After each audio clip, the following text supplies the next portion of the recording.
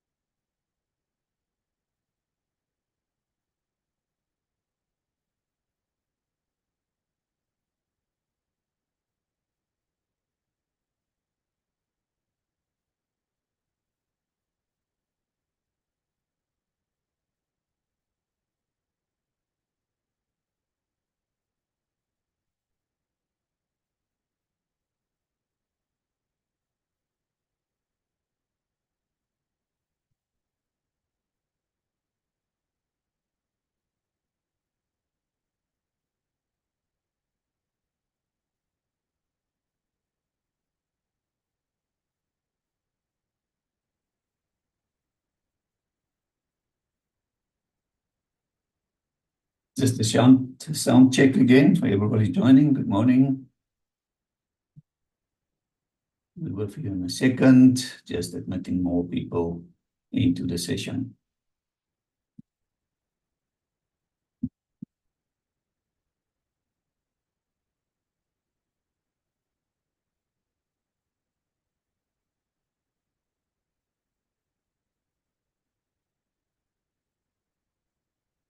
Good morning. Good morning.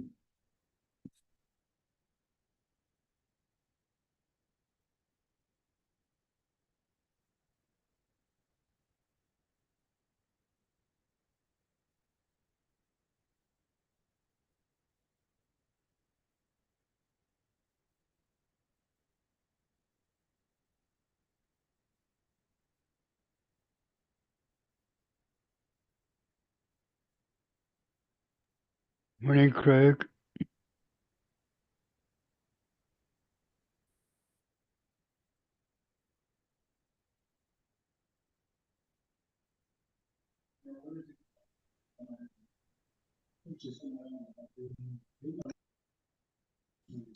Morning, everyone. Morning. Good morning, everyone. Good morning, guys.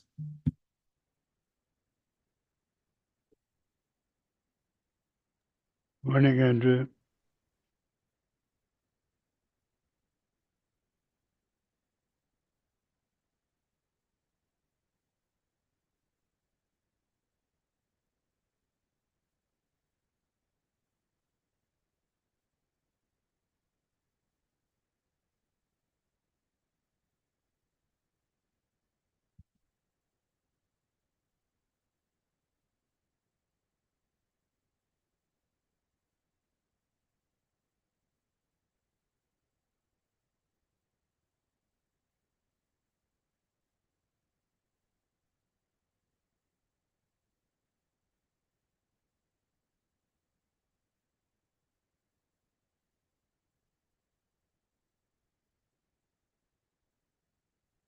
Right. Good morning, everybody.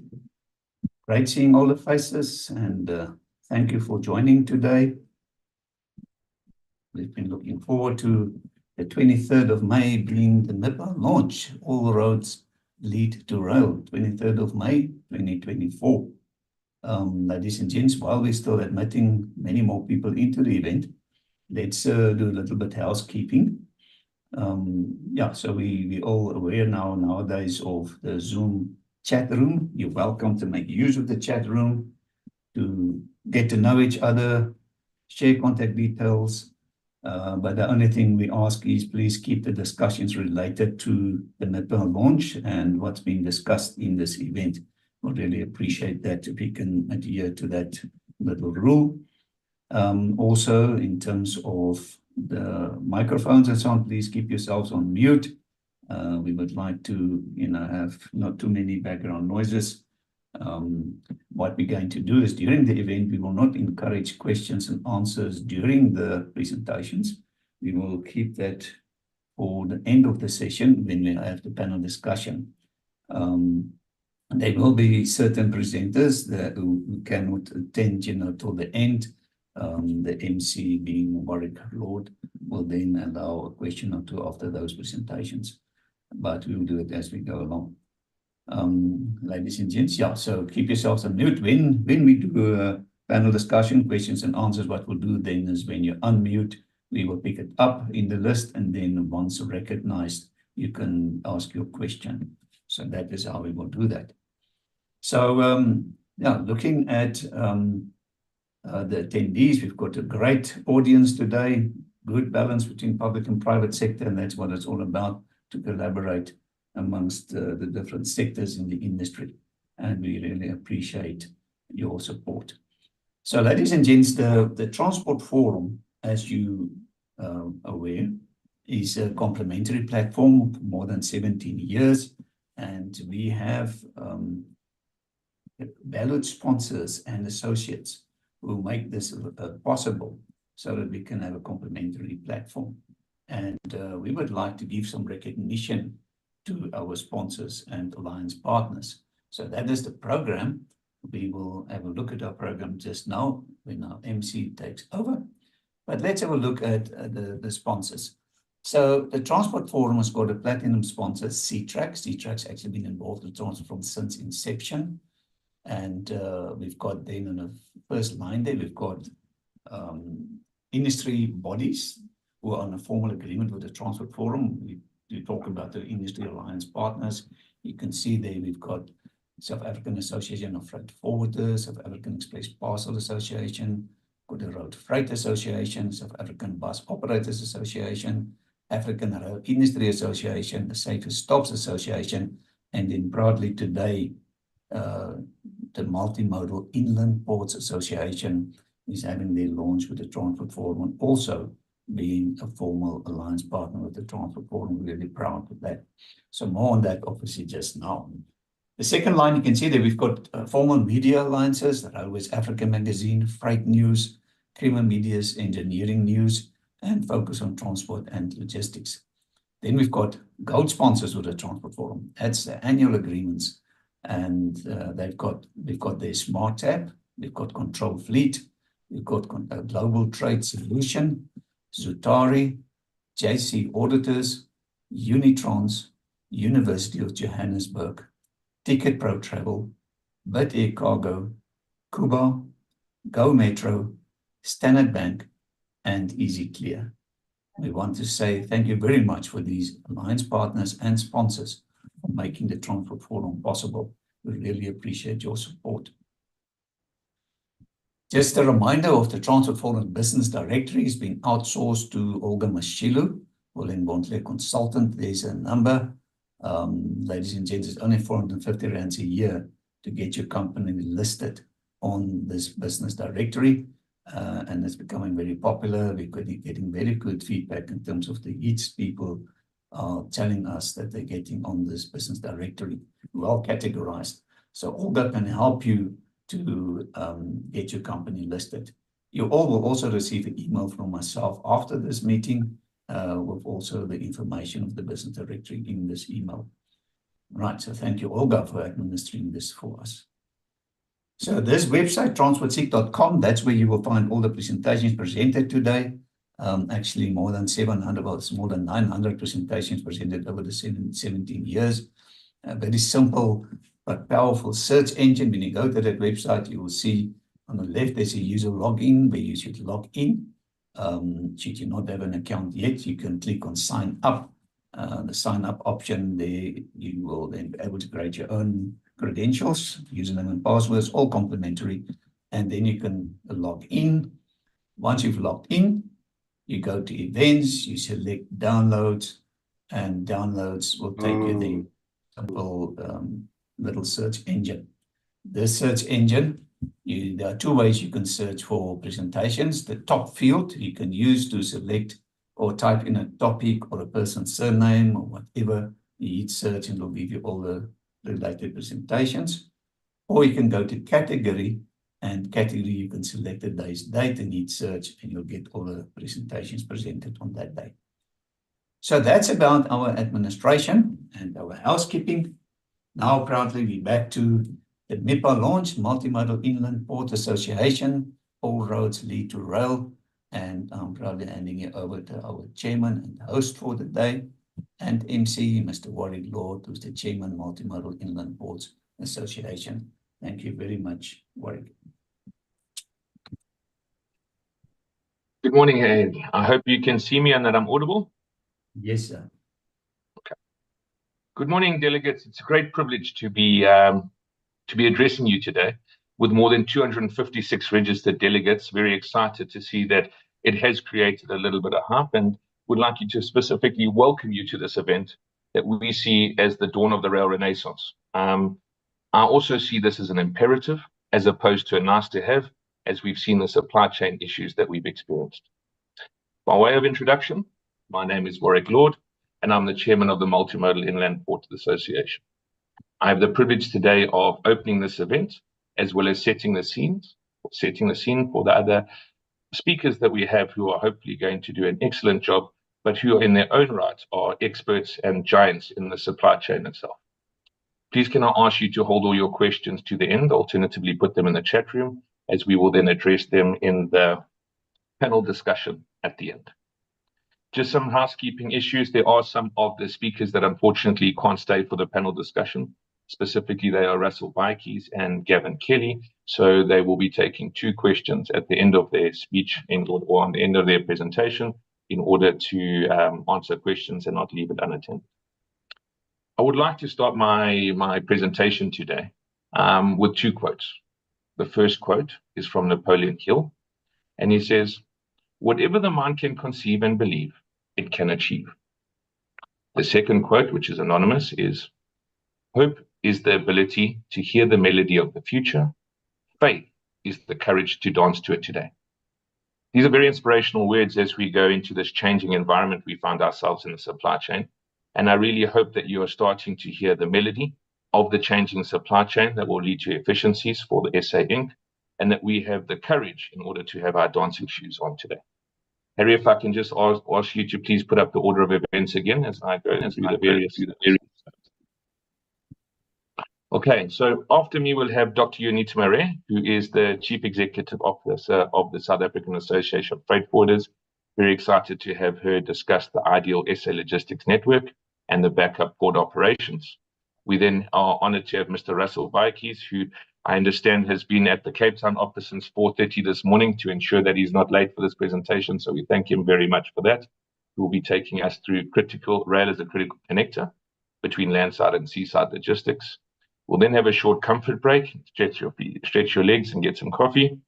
And then we'll have Professor Jan Havinger from the GAIN Group coming in to discuss South Africa's inland port imperatives, followed by Mr. Gavin Kelly, the symbiotic relationships between transport modes, and as the CEO of the Road Freight Association, and some of the discussions that we previously had about the wider market, discussing issues with potentially truckers not liking train movements.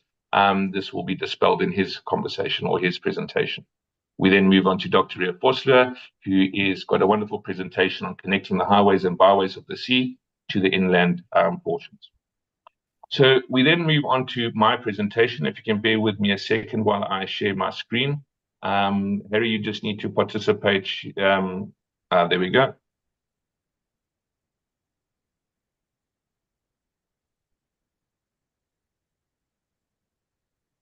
Harry, can you see my screen?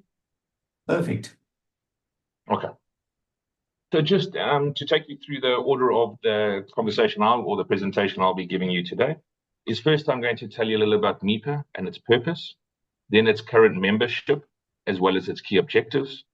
Then we're going to move on to the current inland port network of our members and that we are currently dealing with and hoping to expand that. Then we move on to the importance of inland ports, ultimately the why, then the basic building blocks of inland ports, target audience, and services offered. Then we'll go through, so I now move into the body of my presentation and would like to just address about MPPA. What is our purpose? Well, very, very simply, it's to promote, support, and advocate the movement of cargo from road to rail. And this is all done by inland ports. It is not a very onerous, it's a very onerous mission statement, but it's not very complex. It is purely trying to drive the road to rail agenda. And as part of this agenda, the members have agreed on the following. We agreed to collaborate on best practices so that we may start getting these public-private partnerships working. We've agreed that we are also going to focus on environmental benefits, and hence this road to rail strategy is very important due to the carbon emissions coming from the rail sector being significantly below that from the trucking sector. We're then looking to bolster social objectives and develop innovative solutions, and quite excited to also have one of the founding members is Rail Runner here at the moment that has some of this technology with regards to how we're going to move forward into the future. If I then move into the associate members, and please excuse my ugly mug that you see on the screen. I have the privilege of being the CEO of the Cater Ridge Inland Port. We are developing the inland port in Cater Ridge that is currently looking to act as a backup port facility, but in the short to medium term, looking to act as more of an aggregator on the north-south supply chain. I then have Vice Chairman Tumi Malatsu, who is the Chief Executive Officer of the Tambo Springs Logistics Gateway, and that is an proposed intermodal development inland port on the south of Joburg. Then move to Mr. Oliver Roper, who is the Managing Director of Port Futures, and they're looking to regenerate some of the public assets in South Africa, specifically the intermodal in City Deep. We then have Mr. Johan Kruger from Autoforce. They have logistics operations in many of the port areas, including the port in Gary, Gqeberha, and recently in Luderitz. We then have Folly van Sail, who is from the Messina Multimodal Inland Port and Inland Terminal, which handles border movements across into Zimbabwe. We have Mr. Ian Bird, who is executive consultant for Rail Runner. Mr. Bertie Phillips, who's the Managing Director of the Cape Town Inland Port, and is very closely aligned to Nick Ferguson, of the CEO of the Cape Winelands Airport, as the two are working hand in hand as a development. And finally, we've got Mr. Mark Daniel, who's the Managing Director of Rail Runner, also forming the associate members. We hope to add to these membership as we go along, and hopefully that after this launch, there'll be many more individuals who would like to join. Important to understand that what we have tried to do is make the association as relevant as possible, and so the membership tends to be the high-ranking officials in any organization to ensure that we get the right traction and conversations going. So if we move into the association's key objectives and goals, what is it? We're here to drive workable multimodal solutions. We need to reform the rail industry, and this is bringing about private sector investment, which historically has not really been possible on the major networks. We're also looking to convert rail-friendly from road to rail. At the moment, the road plays a disproportionate role in moving cargo in this country, and it has led to the sort of unintended consequences of congestion and road damage. We'd like to address this road congestion by moving a lot of the designated cargo from road to rail at these transfer facilities called inland ports. We'd like to optimize industrial and logistics activities in South Africa. At the moment, what we have is we have a very costly supply chain, and being stuck on the south of Africa, we need to really improve our landside logistics in order to bring the value and the cost down. We're looking to expand collaboration with other freight hub and stakeholders, and very excited to have the affiliation with Harry and the Transport Forum, as well as with SAF, as well as with the RFA, as well as with quite a few other associations that we believe are very much needed in order to have each link of the supply chain working as well and efficiently as possible to ensure the best possible outcomes from a cost reduction as well as a reduction in time and efficiencies. Then finally, we'd also like to bring a collective voice to inland ports. What we found is that there is a big drive to have cargo move from road to rail. However, there wasn't where was this going to happen? And there wasn't much conversation going in and around this topic. And so we believe that forming this association with the members, we would be able to actually start putting flesh to the theory with regards to how does these rail movements happen, or the shift from rail to road. And then move on to the next slide. This is the Multimodal Inland Port Network of current membership. And you can start looking at the cross-links and cross-connections. What I really like about the plan that you see on the screen at the moment is that not only does it bring some efficiency into the thinking with regards to massification and densification of moving rail, it also brings an element of resilience into the supply chain by having the many alternate routes that you could possibly get to get to your location. So very, very important that not only do we build in cost effectiveness into our supply chain, we also have to start building in a lot of resilience. I'm personally based in KwaZulu-Natal, and after the last few years of the floods, the looting, the strike, I feel that we've definitely earned the title Kwazilians is what you need to do in order to live in KZN. But specifically, this resilience or Kwazilians is required in our supply chain to make sure it can stand up to any external shocks that might be able to come about. The more resilience we bake into the system, the more we can handle these shocks, but more importantly, not have a catastrophic event when these events do happen. Now, the why is of huge importance in inland ports. Ports facilitate the movements in goods and services between markets. They should reduce costs and enhance efficiency. Basically, the port needs to be as productive as possible, and I like to liken it to a fly half. The seaport needs to be a catch and pass entity in order to reduce costs and improve efficiencies. And the multiplier effect that efficient port has on the wider supply chain, on the wider SA Inc., is absolutely massive. As I have read recently, and I don't want to misquote, but I'm understood that there is more than 55 to 60% of our costs in any of our goods are made up of transport. That includes the raw material transport, the packaging transport, as well as your finished goods product to the end clients. That if we can reduce our costs at the port and in our supply chain, we will have meaningful difference in our inflation and hence costs through to the South Africans that we'll all enjoy. Right. Inland ports increase accessibility through long-distance transport corridors. How do they do this? This lowers transport costs, improves capacity, and it does this by consolidating freight. This consolidation of freight in order to have mass movements of it allow us to bring efficiencies into the network as well as bring down our costs. These high-capacity inland transport corridors allow inland ports to penetrate the local hinterland and so allows the seaport to extend their cargo base. This is very important as we've seen the sort of vessels that have carried the containers and other cargo increasing multiple folds. I think there's sort of been a 20 to 30 to 40-fold increase in some of the carrying capacity of some of these ships. And if we have a look at the corresponding land side corridors or supply chain elements that are needed, we haven't seen this keeping up with regards to the massive increase in ships. We haven't seen the massive development on the land side logistics, and hence one of the reasons or part of the reason that we currently have the decongestion and inefficient areas in and around the ports. Inland ports offer logistics benefits. Important here is that they offer the ability to triangulate containers, cargo, trucks, and trains in order to make sure that you have maximum efficiency as well as maximum resilience. It is important that a multimodal facility is built on a rail connection or alternatively a dedicated freight connection. Overseas, these are often done with rivers, and barges often fulfill this role. However, in South Africa, we have two options available to us, and that is either road or rail in order to be connected to this dedicated freight connection to ensure the mass movement of goods. Now, if I move to the next slide, there are three basic requirements for an inland port, and they're actually better explained or better looked at if you have a look at the plan on the next slide.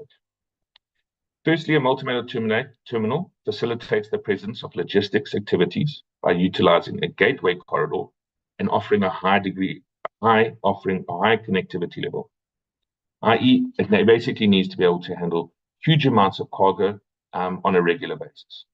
Next is we need economies of scale. This economies of scale with densification and massification allows the per unit cost to go down. It also allows specialized equipment to be utilized in order to speed up the process.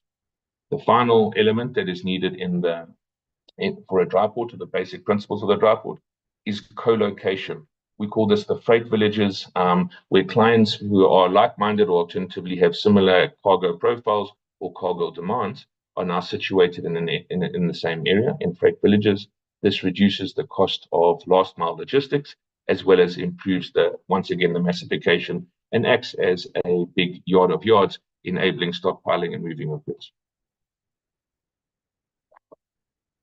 Who are our target audience? This is an important slide that talks to what it is we're trying to do as an association, and very important, obviously, the private sector, specifically companies involved in transport who have cargo.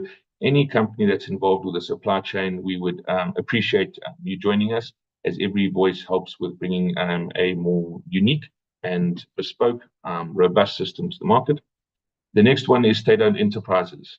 Transnet, TPT, Eskom have large roles inside the economy, and as such, we are actively targeting them to be associate members and looking forward to them being able to add their value and direction to the association and what we're trying to achieve.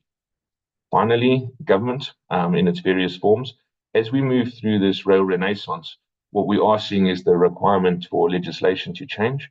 This changing legislation is critical as it outlines the roles and responsibilities of each body, also what is and isn't permissible. And so with the various bits of legislation currently working its way through, it's important that we advocate for inland ports, as well as give you a quick example. Infrastructure managers come out with how the rail network looks and the costing and access ability to it in draft format. We are currently working through that to provide comments and queries.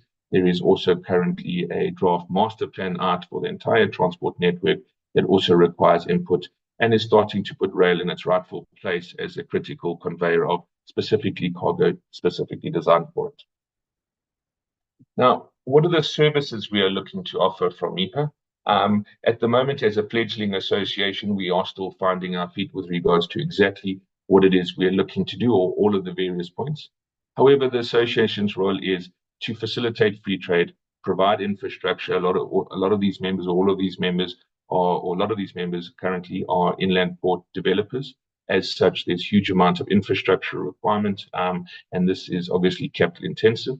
We're looking to promote sustainable practices, those basically held in the UN's development goals, as well as in the SADC's Vision Mission 2050, where they outline what those sustainable practices are. Obviously, encouraging customer satisfaction, but one of our main aims and drives here is promote the reduction of cost of logistics, as well as CO2 outputs, and this is what we achieve by moving significant amounts of cargo from road to rail.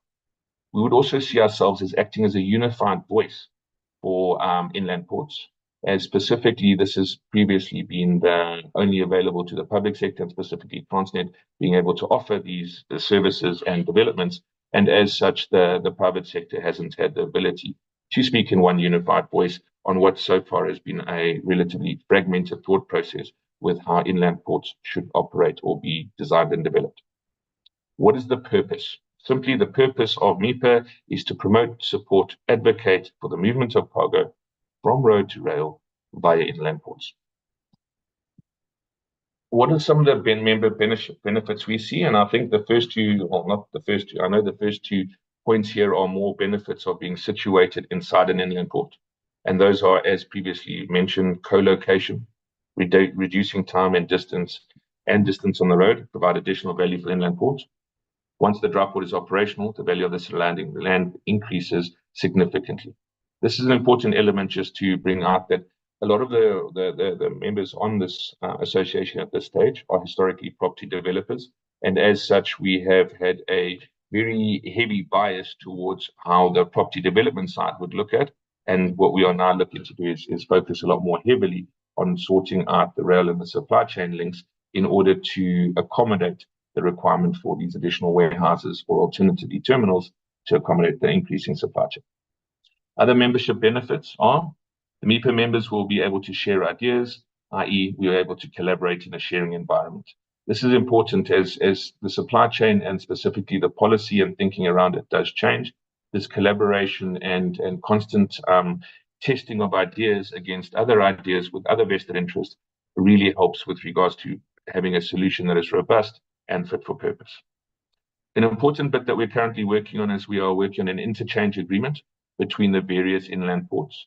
This interchange agreement would also then allow for the standardization of access agreements into the various terminals. And this is critical activity as we start preparing for the private sector train operating companies to start operating on the various rail networks that are currently only allowed by Transnet TFR. MPPA benefits will benefit from a collective voice, and you also have the opportunity to showcase the main supply chain actors. Important as well is policy formulation. I've discussed that already. And the final one is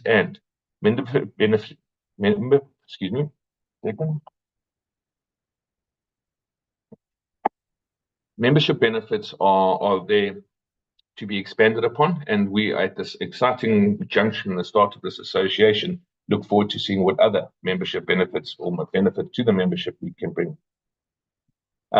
Just some of the upcoming initiatives that we have, and these are critical in that as we move through this changing environment, we are looking to collaborate with Transnet going through this change process, and very happy to have Russell Bikes on this call to illuminate some of this changing aspects that are happening on that side.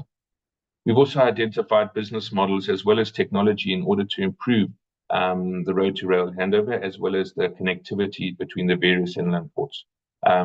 Once again, this creating these contracts or agreements between the various inland port associations as a generic will really enable a more systematic approach to rail into the various inland ports that are owned privately. Post that, we'd like to have a collaboration agreement with Transnet in order to assure that we have, we'd like to have a post agreement with Transnet in order to make sure that we are aligned with this changing environment, as well as making sure that there isn't a gap in the thinking. Some of the conversations that we've seen now around a draft master plan is a little bit light on certain aspects, and we would like to bring that to fruition. And the draft network statement and consolidating input into that is important. And finally, the roadmap for the freight and logistics plan also is critical in what we are looking forward to do. Just with regards to, as I bring my presentation to a close, the contact details of the association, as well as chairman and vice chairman's details on the screen as we speak. Please take them down if you would like. Just in closing, and I'm a little bit early, which is great, leaving a little bit more time to the other distinguished speakers, but I'd like to leave you with a quote.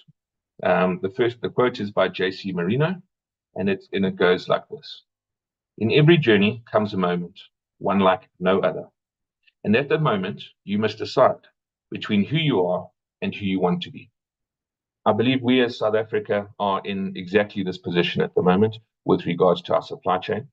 We basically need to decide where we want our supply chain to be, what we want it to look like, and who we want the role players to be in it.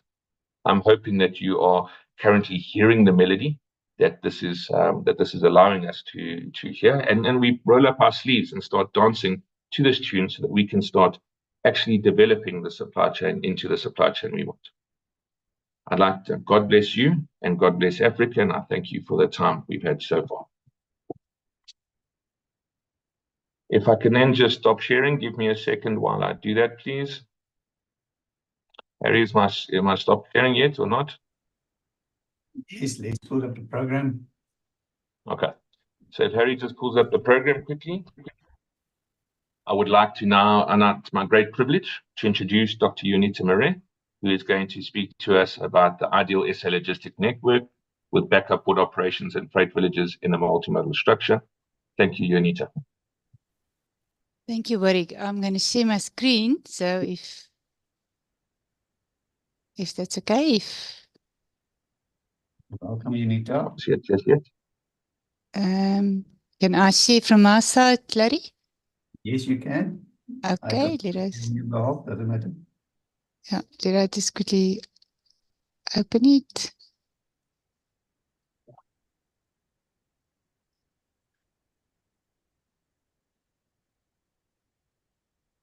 Maybe Harry, you need to share because it seems that there it's okay. Are you sharing from your side? Yes. Okay, can I just try from my side just once more, because then it's probably easier if I talk and it flows. And if you can help me to see if it's probably going to come through.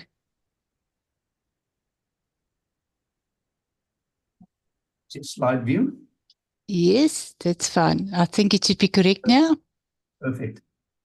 Okay. And I just want my pointer on. So colleagues, thank you very much. I'm going to take you, as Warwick said, through 15 slides, but I'm not going to, some of the slides I will skip quickly. But my message today is that we are at a turning point in South Africa. I'm going to touch quickly on some of the challenges that we do have. And then our solution, I definitely think, is freight villages. Then I want to show you a little bit of the concept on freight villages and how it can fit into our environment. And then maybe you have lost hope along the way and you think the public sector and the DOT is not aligned with us. And I think my second last slide will show you it's not true. We are aligned. We have sometimes alignment in the mindset, but we need to continuously develop a dialogue that we can share insights and awareness, because that's the only way that we can create sustainability in that. So, and I don't want just a slideshow. What I would like to do is a conversation as I take you through. Maybe if you have some questions or raise hands, you're welcome to interject. I know Harry doesn't like it. He always wants it afterwards, but I think it's good if we go along and we stop on some of the concepts. So why do I say we are at a turning point? I think the next 5 years will help us to build a different logistics network, because we need to make sure that we can help and enable growth. As we've seen over the last 10 years, if we don't invest in a shared infrastructure and our port facilities and our rail network, we will not be able to unlock the demonstrated capacity that's needed for us. And also, one of the positive things that I can say, it was the establishment of the NLCC, National Logistics Crisis Committee. We have now robust engagement with IREC on the network statement. And typically what we can see now at the MIPD, it's actually something to take forward and to applaud that there is initiative that's coming and led by Warwick and the different people that have showed us that we really want to take South Africa to the next level. And I think it's not a glimmer of hope. It's definitely something that we can build on. So we want to make sure that we unlock the opportunities for growth in South Africa and definitely in Africa. And we believe in the next 5 years, it is our time to shine, which we as the logistics network need to do. Yes, we understand we've got very strict regulations. You will see the high cost and the infrastructure bottlenecks, and we need to be pragmatic, diagnostic, or do diagnostics in terms of the problems. Then what is going to be our guiding principle, and then we need to drive the action with tangible deliverables in what we want to achieve in our logistics network. So this graph is a very interesting one, and I always use it, and I think Gerard de Villiers is on the line. He has done a revision on it. So you can see the modalities compete in load, distance, and speed. And with the rail network that's not taking its rightful place, we can see that the road is actually the predominantly movement of our inland. And we cannot continue with that because it's not sustainable, and we need to bring back the rail network. I think that's why you will hear many voices, and Warwick was also doing it, and Professor Jan Havenga, very famous on that. We need to bring our rail network back to its rightful place. And that's why you can see once this graph has been distorted, we just created for us a lot of unintended consequences. But interesting to that, the logistics network is not a vertical a model. It's very much a layered approach. So if you look at the one here, what is the design? It's definitely the international supply chain, because we are a very open economy. We move about 7,000 containers on a daily basis. So you'll see the country of origin, the customs, how it comes through the international supply chain, and then the cargo at rest if it goes into a freight village or, let's say, inland port. And then ultimately it's been taken by the last mile and it goes to the end user. And in the middle, you've got the reporting layer, which the government needs to know what's happening in the supply chain. So that's very much around the customs declaration, the supplier's invoice, the packing list, and then also the manifest and how it links in a relationship. Then you will have the entity layer that sits on top of that to say that, is this entity trustworthy? And we can see it now with the Red Sea and with the smuggling in the supply chain. We need to make sure that our supply chains are secure. On top of that, you will have then the government that have different regulating bodies to make sure that whenever the cargo move and when they move from one modality to another one, or from a rest point to in movement, they need to report, and we must make sure that we keep agile supply chain, which is not always possible because the supply chains are not designed for disruption. But that's the multi-layer approach that you will find in a supply chain. Now, ultimately, you probably would say to me, well, how do we navigate through this landscape in a responsible way? And how we define it, it's only in excellence. Because if we drive towards excellence, we will be able to achieve what we want to achieve and enhance the growth opportunity that's ahead of us in the next 5 years. So you can see the excellence in supply chain. We're very much on that. We believe we're at the right path because we come now where public and private sector can consult, they can collaborate.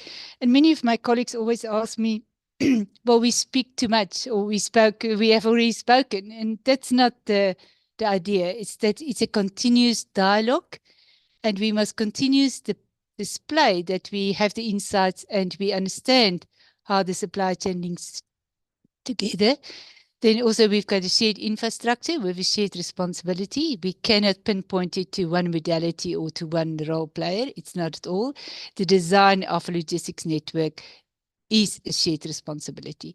And then the new concept, not new concept, I think Jaap de Villiers and Professor Jan Havenga and many people around the world have package it as freight villages, because the freight villages is actually the enabler for a multimodal structure. And that's why we're so excited with the launch of the MPPA, because we believe it's really the right timing and we actually need more freight villages. And we want to take it a notch up. We don't, because what we see in the past, or saw in the past, is that you've got a special economic zone in industrial development zone, and it's not built on trade flows. And the moment that it's not built on trade flows, you are not able to unlock the rightful efficiencies. So that's why the freight villages is very important, because it links the multimodal structure in a very effective way.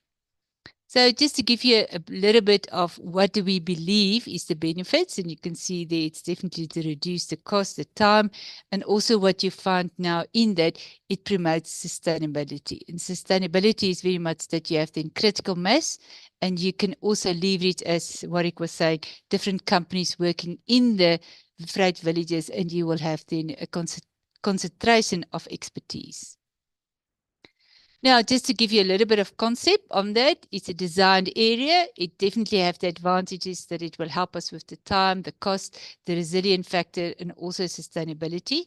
And it definitely will enhance the connectivity, because in the connectivity, as we explained in my second slide, is the different modalities, and the different modalities need to speak to the 4 layers to each other. And then maybe the challenges you would think, well, Unita, why do you want to promote freight villages if the challenge is there? I think that's why when Warwick did it, and you probably heard, it's proper developers that's in a freight village, and it should be like that because they have the money, they've got the deep pockets, and they will make sure that we attract the rightful investment. And there is a risk of overcapacity, but we can see it in South Africa logistics landscape. It's not going to be overcapacity. It's actually going to help us to unlock, as I said, the growth potential that we have in the next 5 years. And the market fluctuation in the freight villages, it's not a big concern because it's built on the trade flows. And the moment that you build it in the trade flows, you get automatically synergy in that. It comes back to we need to collaborate. So what is collaborate? We need to analyze the data. We need to make sure that we work with the multiple stakeholders, and we need to navigate through this complexity in a very responsible way. Then we believe it's the right path because it helps also the small and the medium companies to participate in the logistics network. And more than ever, we're actually opening the international supply chain to them because we have a very open economy, and that helps them to make sure that they play a meaningful role in South Africa. And one thing of the freight villages as well, it's not a one model concept. there can be different concepts in different areas because it links now the logistics with the trade flow, and it drives in the efficiency with the sustainability in that. Just to add a bit of more benefits to that, so you can see it's very much that you have now a cost benefit, you increase the service, and you start unlocking now the synergy in the multimodal structure. And ultimately, and that's what we want in the supply chain, we want to make sure that you've got the economy of scale to help us, because then we reduce effectively the cost in the supply chain. So how do we navigate through that? And I told you when I did the different layers and how the challenges that we are, and we set up for growth, that we need to drive towards excellence.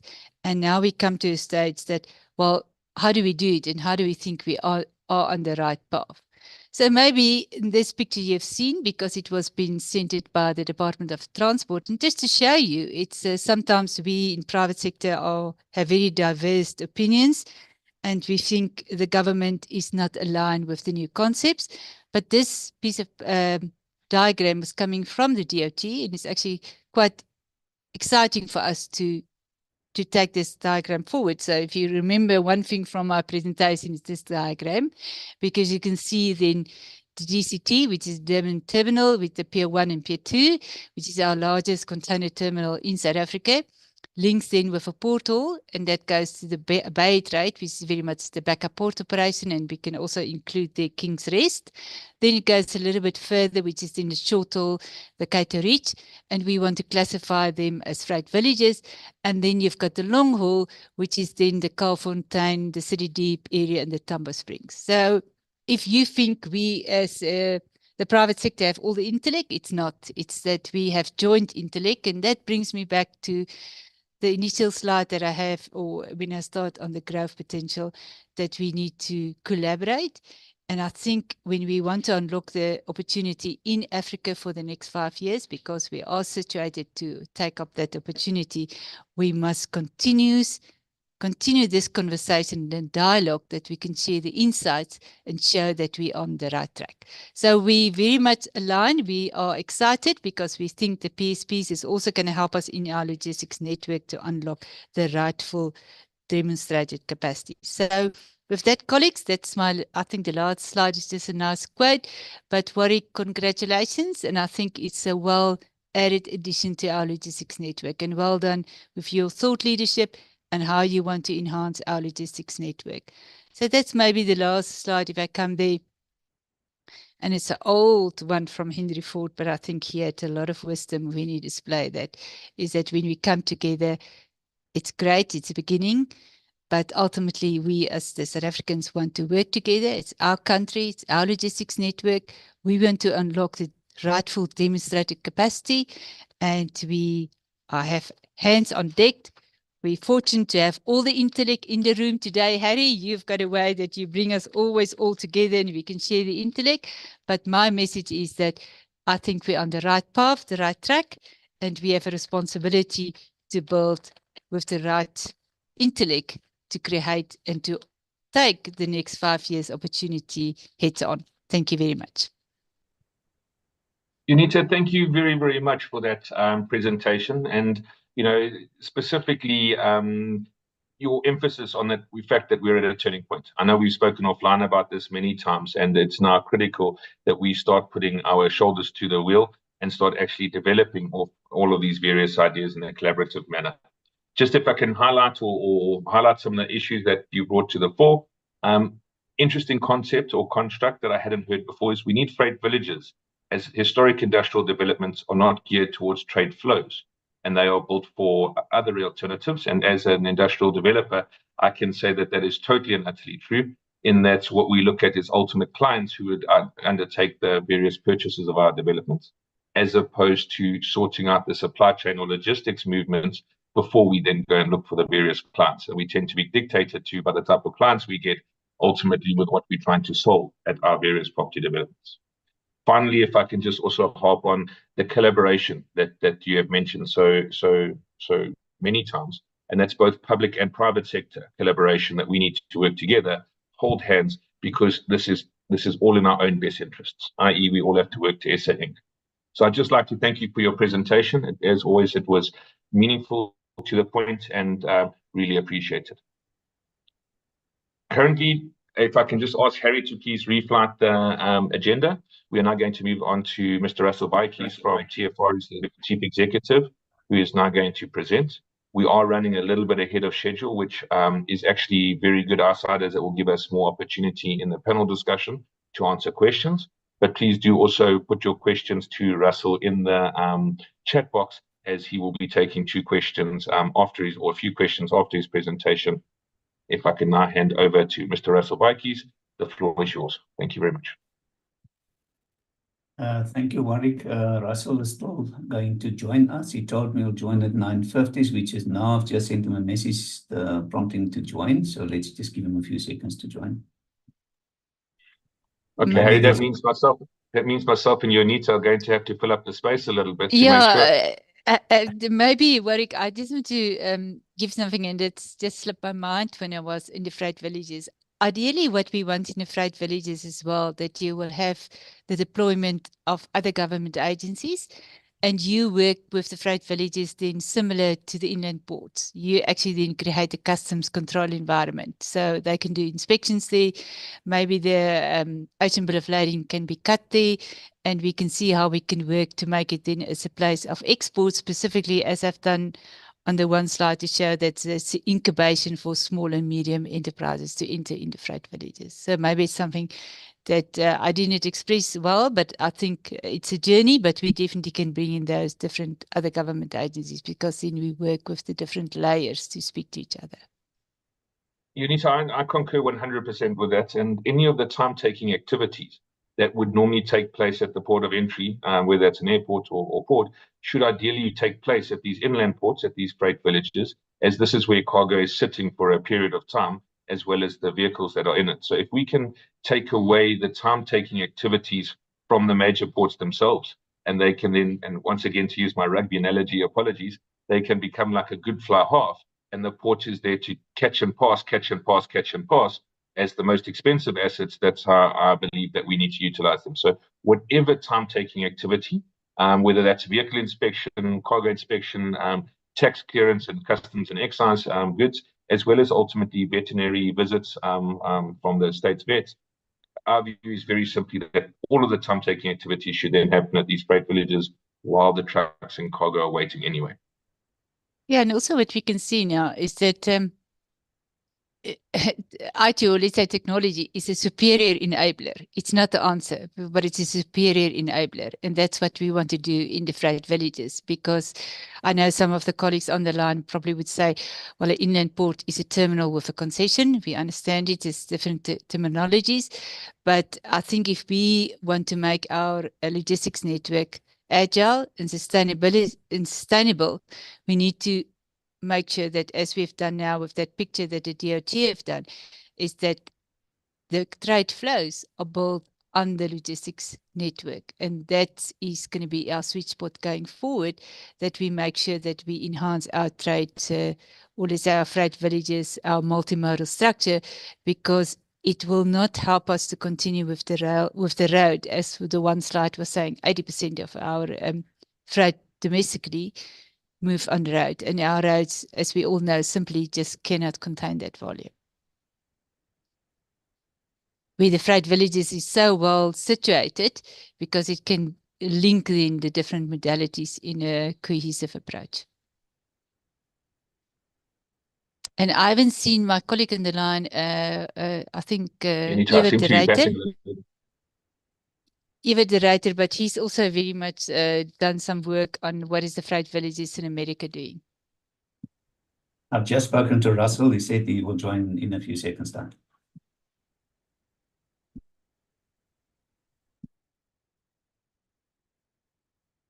Thank you very much, Harry. I seem to also be losing a little bit of bandwidth here, so apologies. I see that Everett is on the call. Yonita, if you'd like to get him to chat as well. Yeah, he's going to be very cross with me because he doesn't like it, but he's got a wealth of knowledge, and he have done some extensive work on that. So I don't know if he wants to come in, he's more than welcome, but I don't want to put him on the spot. Then he will not speak to me for the next month. Everett, we're going to corner you in our next events, I think, when we do the next MPPA event. So we'll leave it for that. I have no doubt that Juanita is going to do her best. Thanks, Warwick. Thanks, Everett. Okay. Harry, I am battling a little bit with connectivity all of a sudden, so please just take over if I can't be heard or seen for whichever Maybe, reason. I don't know if you see in the chat box, Professor Jana also a very nice comment on that. So yeah, Sandra, that he put that's busy with a PhD on this topic. So I think it's a wealth of knowledge that we can draw from. So I'm sure on your MPA that you will definitely make contact with them. Unita, I think, yes, a lot of the conversations and questions getting raised are giving the MPPA associates ourselves a lot of things to think about, but also to connect with outside of this meeting in order to hopefully drag them into the MPPA membership as these voices are critical. Thank you. Yes, maybe also, Warwick, if you look at the chat box quickly, I don't know if that allows you, Andrew Baker's got a very nice thing in terms of the Central Corridor Industrial Space Forum. So I think, Harry, maybe we can take all these things offline and see if we can, because that's the purpose of this, to see if we can connect it all and create a better logistics network. Yes, Russell is joining as we speak. Okay. Yeah, I think, Unita, thanks very much for that. I agree. And I think what we have to do, it's a little bit difficult for me to MC and be as active in the chat as I need to be. But I think there's an opportunity post this event to definitely collate the chat and have a discussion, maybe a little bit outside of the media domain, and have a discussion, see if we can move this forward in some of our thinking. But thank you. If I can now hand over to Mr. Russell Baikies, the Chief Executive of TFR, who will now present. Welcome, Russell. Good morning, Warwick, and good morning to everybody online. And thank you for the invitation. I must tell you, Harry asked me to join now, and we normally don't use Zoom. We use Microsoft Teams. It's a bit of a challenge, but I'll see if I can sort myself out in terms of sharing my presentation. I did send it to Harry as well, but let's see if I manage to get it right. Please don't ask me to vacate the position because I can't operate Zoom. Can you see my screen? Yes, you can. We can, yes. Yes, full screen. Okay, I'm going to try it in presentation mode. Perfect. Perfect. Okay, so I'm still safe in my position for now. Absolutely. Yeah, thanks, Harry. Once again, good morning to everybody, and thank you for the opportunity to speak to you this morning. I've been asked to speak about rail as a critical connector between landside and seaside logistics systems. And it's something that on our side that we've recognized that is key to our recovery. And we've started with that a few years ago. And because of the cost of installing rail lines, we looked at this as having different approaches in terms of how to solve logistical problems that we have currently in South Africa. So I'm gonna touch on 4 items. It's creating supply chain responsive logistics systems, rail reform, the outcomes and benefits, multimodal, intermodal facilities in the value chain, and then the areas of collaboration. So firstly, let me give some background in terms of where we fit into Transnet Freight. Into Transnet, I'm sure everybody's aware we're one of the 6 divisions of Transnet. And under Transnet Freight Rail, you see that we've got the 2 icons there, and the one is the locomotive, and the one is a track, really, and that's to indicate that soon we'll be splitting into 2, where you will have the infrastructure manager, which is depicted on the left-hand side, and Transnet Freight Rail as an operating company on the right-hand side with the locomotive. So that's where we're heading towards because of rail reform, and the other entities will, of course, remain the same. There are also some activities happening on the TNPA and Transnet Port Terminal side, but we're not here to talk about that today. So Transnet is key and critical in enabling SA's transport-intensive economy and economic activity. Our mandate is to facilitate industrialization, be a trade facilitator, and enable industry growth and development. And then also to crowd in the private sector capital, which is something that certainly that we've now tried. We're pushing hard on and make sure that we get private sector involved more and more. And then also to ensure global competitiveness.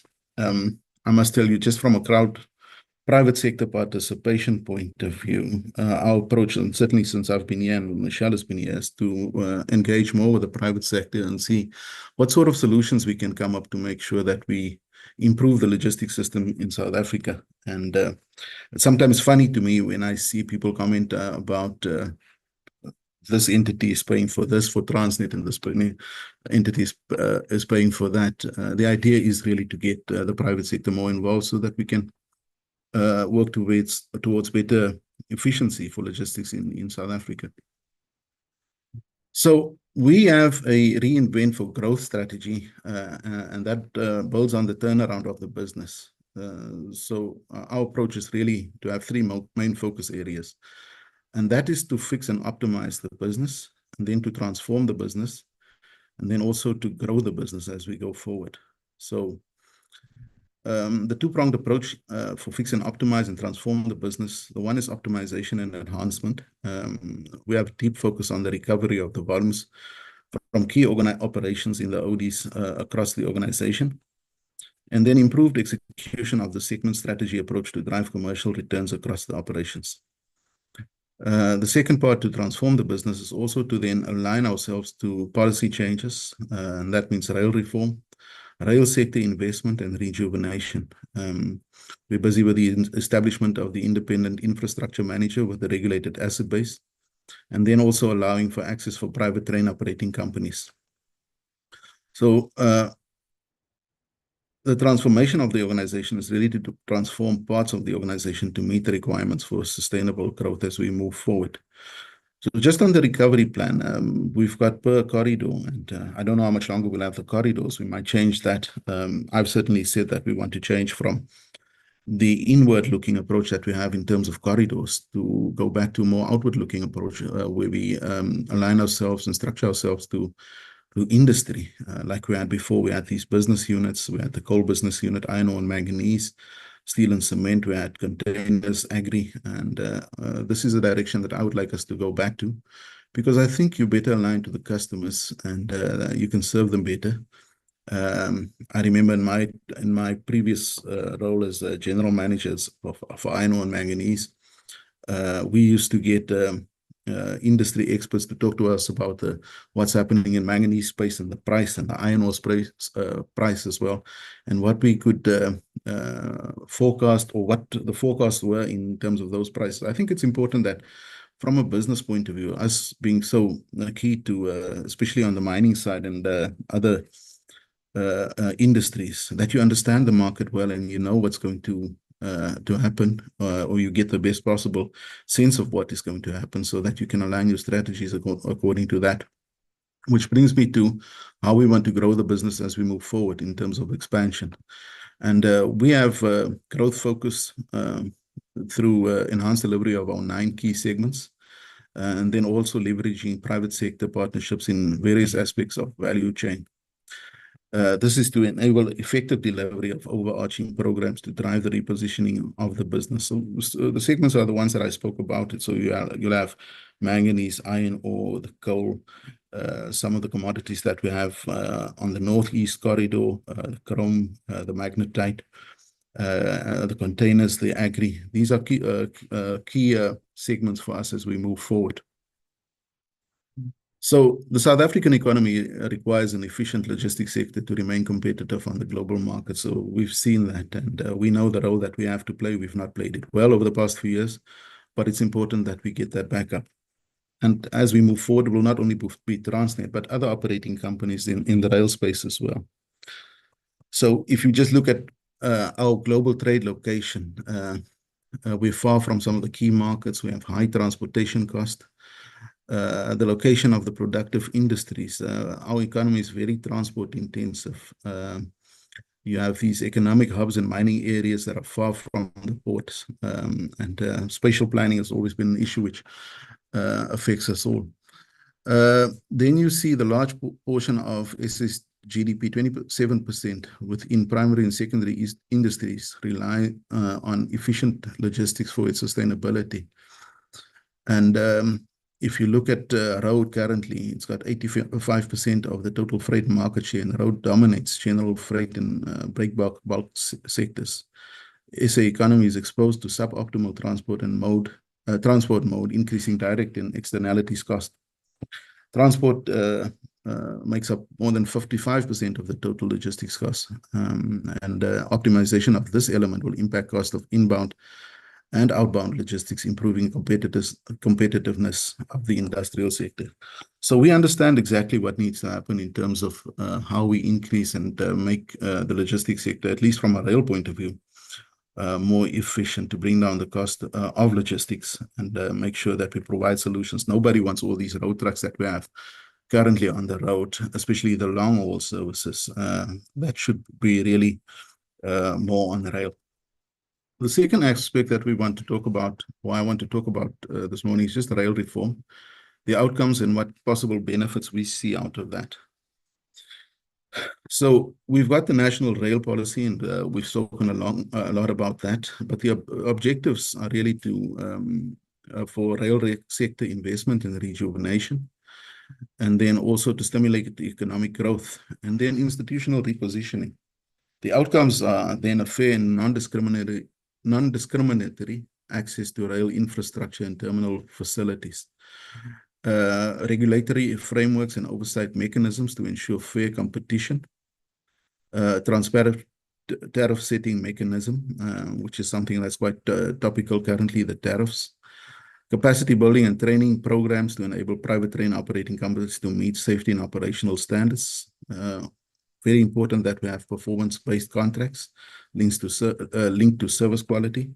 Under rail reform with introduction of new operating companies, it's important for us, as at least as the operating part of Transnet Freight Rail, to make sure that we improve on our service and that we get to be more efficient, look at our cost and how we can provide a better service. Because with new train operating, this is what competition does.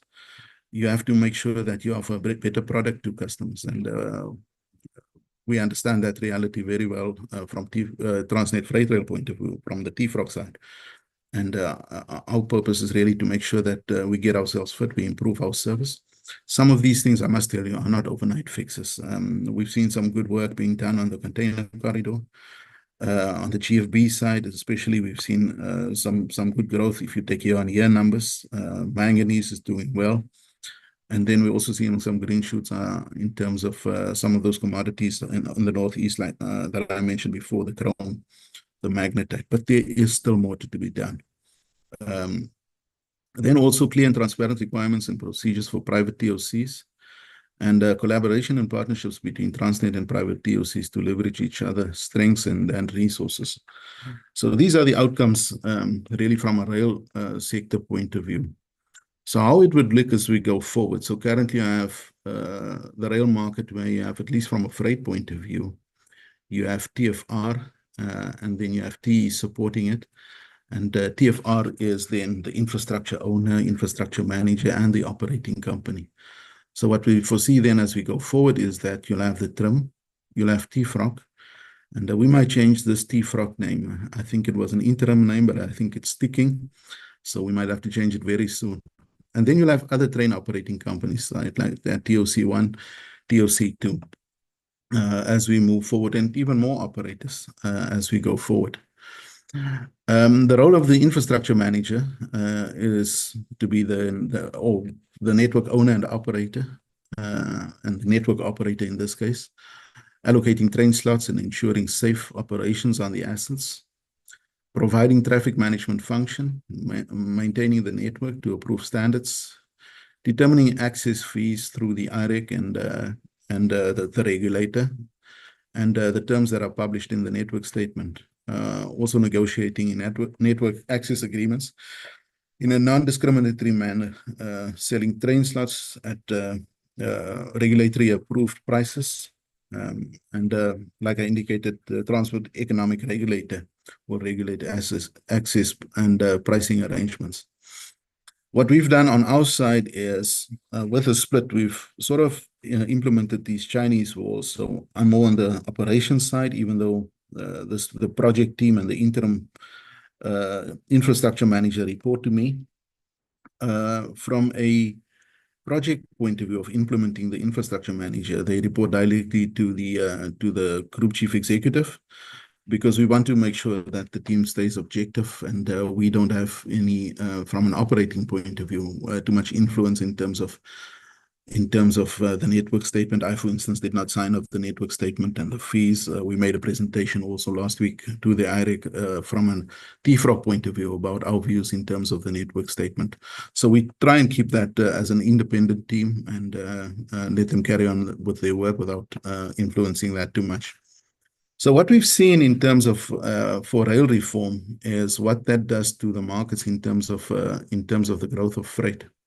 So you would see between 2003 in terms of commodity profile shift in Europe.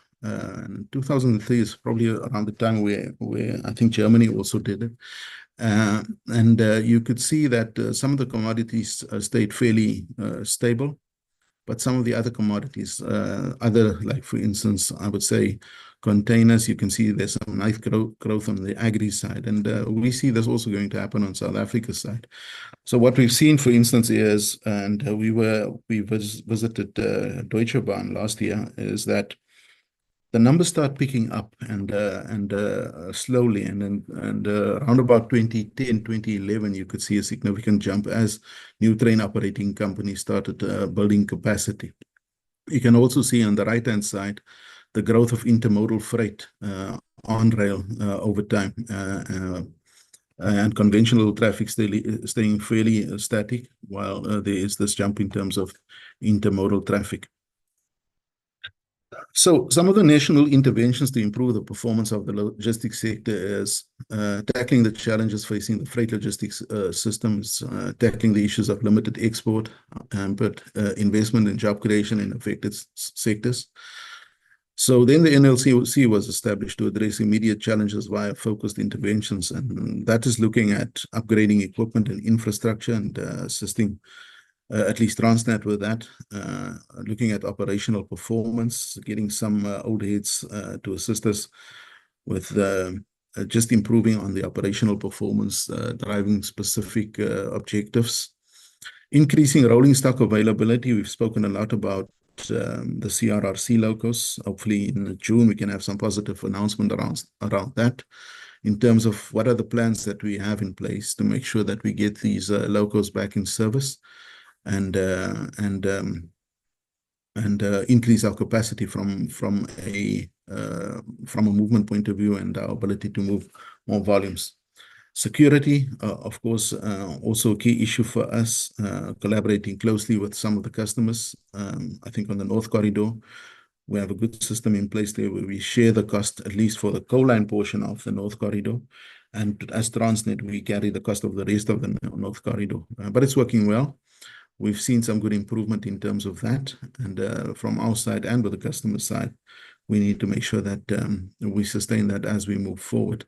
Some of the other areas, outcomes-based security has worked well for us, and we want to build on that and make sure that we get the KPIs right. To make sure that we also hold these service providers accountable, like we've done on the North Corridor, where we have recently terminated the contract because of performance, really. It's not a procurement issue that was the issue, it was really performance. We managed the performance and we were not happy, and that's why we terminated. Government is leading the efforts via active engagement with business and social partners in prioritized areas where necessary. I've spoken about the reform, so I'm going to go to the next slide. So when we come to multimodal and intermodal value chains, so this is a generic system where you have feeders into terminals. So you have your pre-haulage transport, and that could be trains, it could be trucks to the terminals, and then you have the long-haul transport on rail.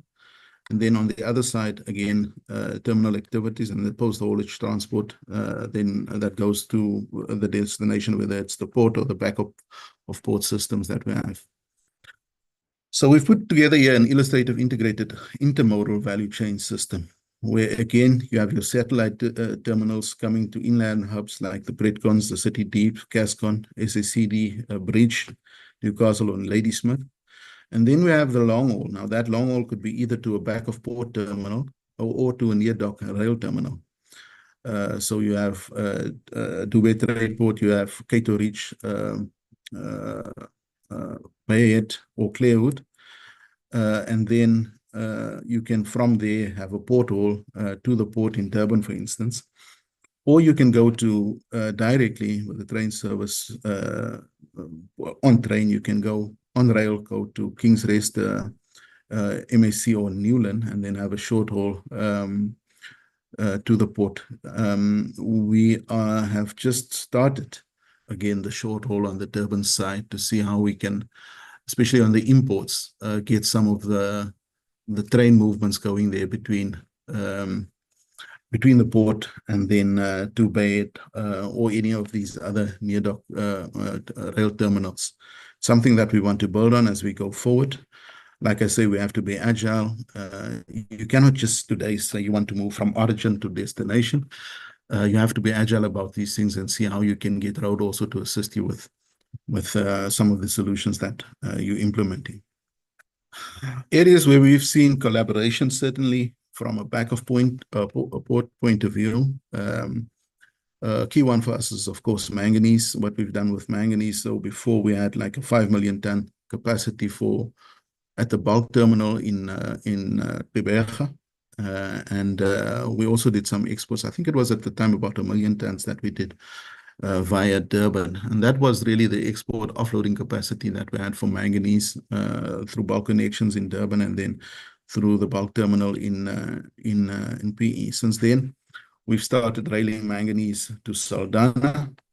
And you can really see how manganese has grown over the past few years. And a lot of the capacity that we've created was making use of these agile solutions, back of port, offloading facilities, and then also having an inland terminal, especially for some of the junior customers, creating some capacity for them.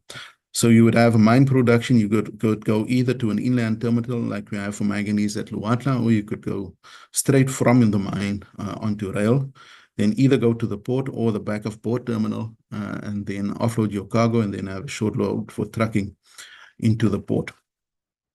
So Luatla I spoke about. So what we've done is,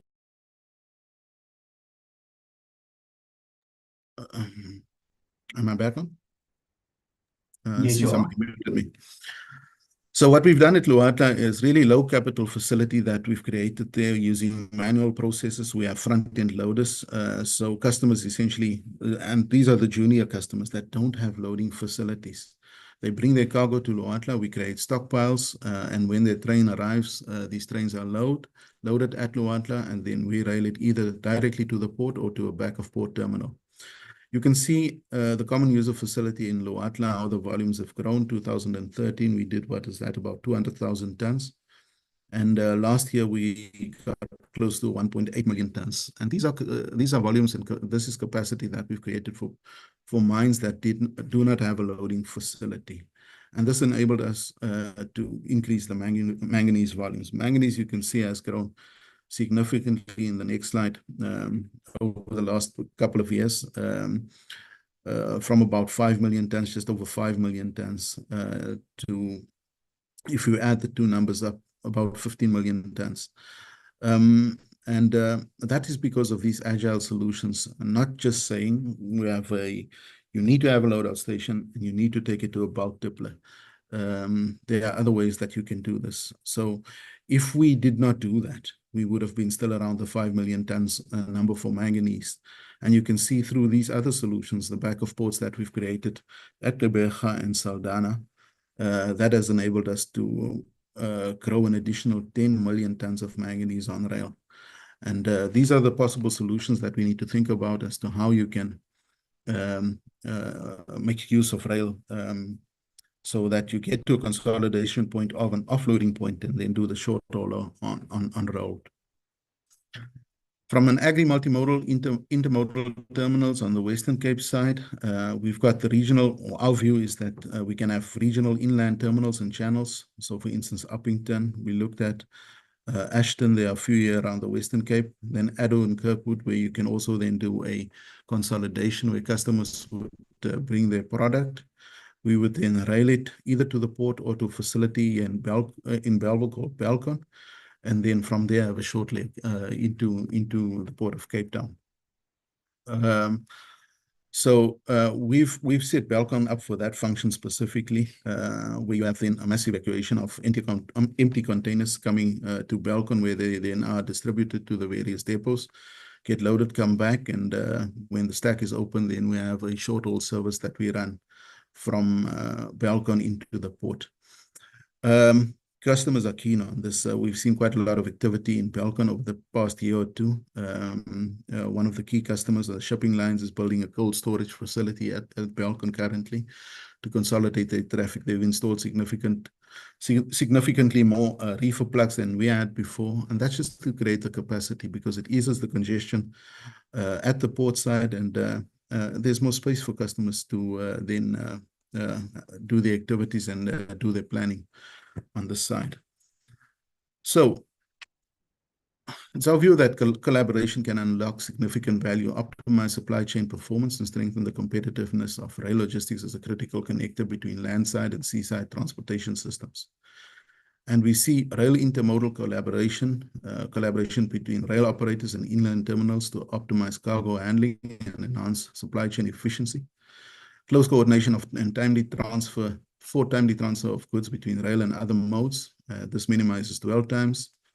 Collaborative initiatives, joint planning, shared infrastructure investments. Then on rail maritime collaboration between rail and maritime stakeholders.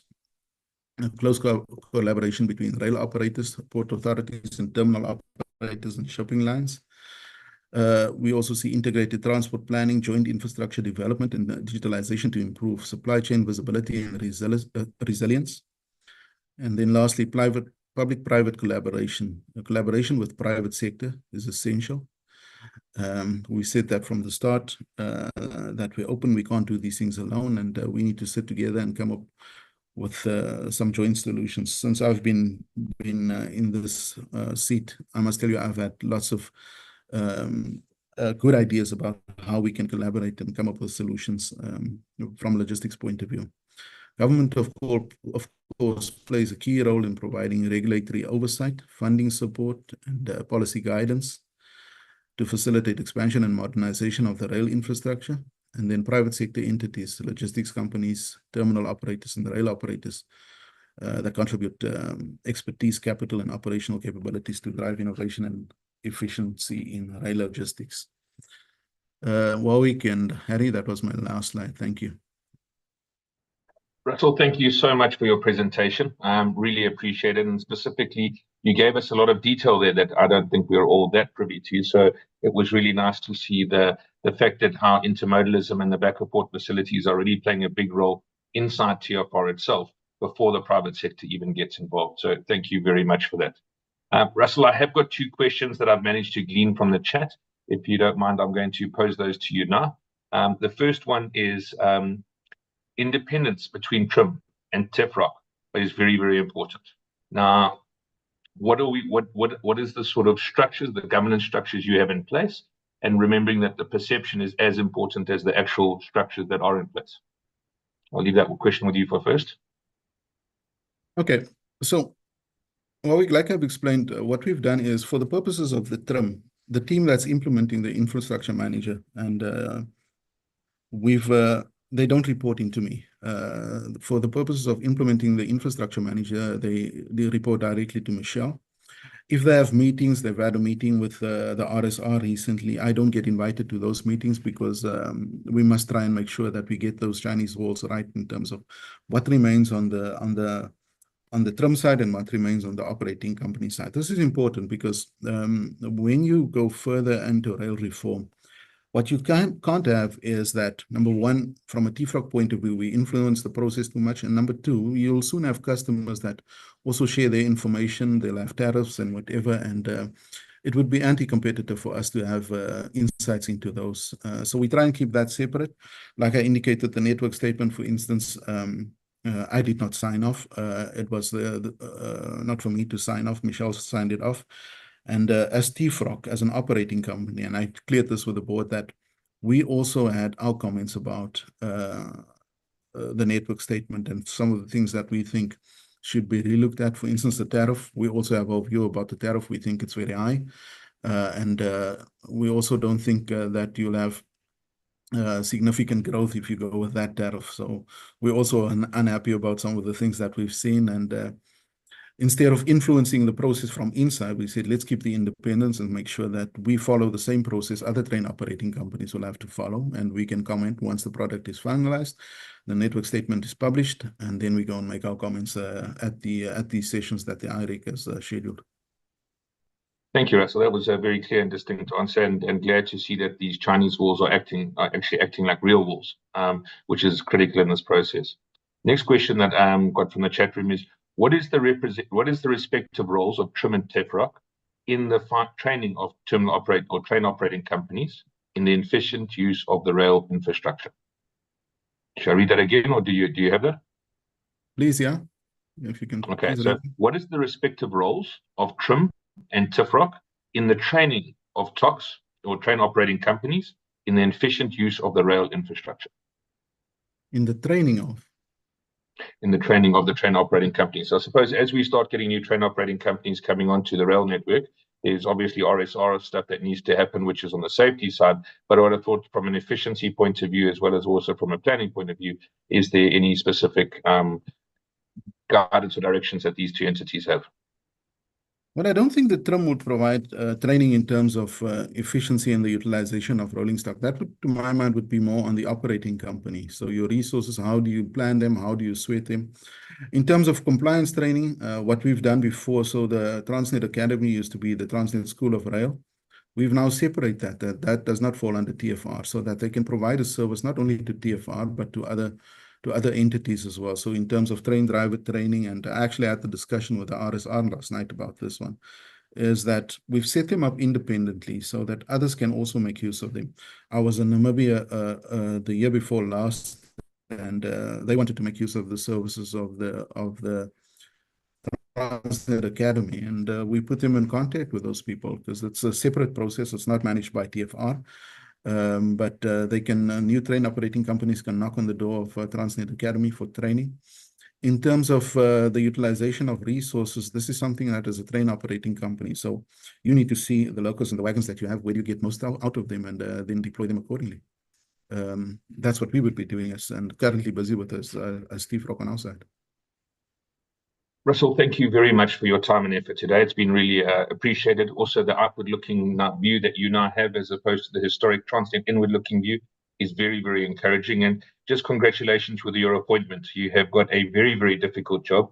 However, we're all rooting for you, and we're here to offer whatever supporting roles we can, because it is imperative that we get this right. And the supply chain is important for SA Inc. as a whole. So thank you once again for your time, and safe travels. Thank you very much. Thanks, Warwick, and thank you to everybody. Have a good day. Thank you. Harry, if you can please just flight the agenda again quickly. Colleagues, we are going now into a 15-minute comfort break, and we are tracking quite nicely on time at the moment. So thank you to all the presenters so far that have been so economical with regards to what they've been doing. So if we can now have a 15-minute break, we will see you guys again at 10:45 when we will continue with the agenda. Thank you, colleagues.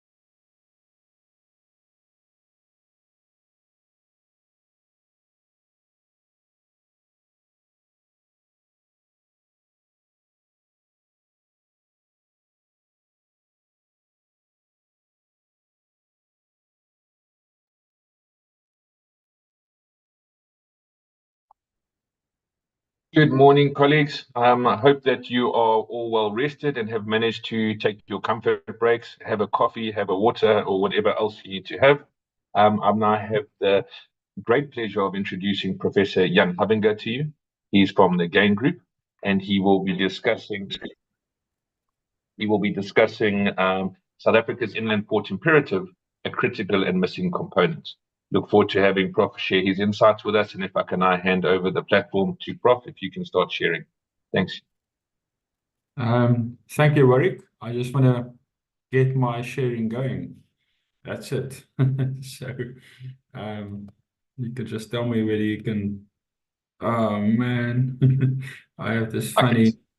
Yeah, but I've got. And we can see it. Just In need a an place, presentation. in a place where I want to press the button for full screen, there is now all sorts of.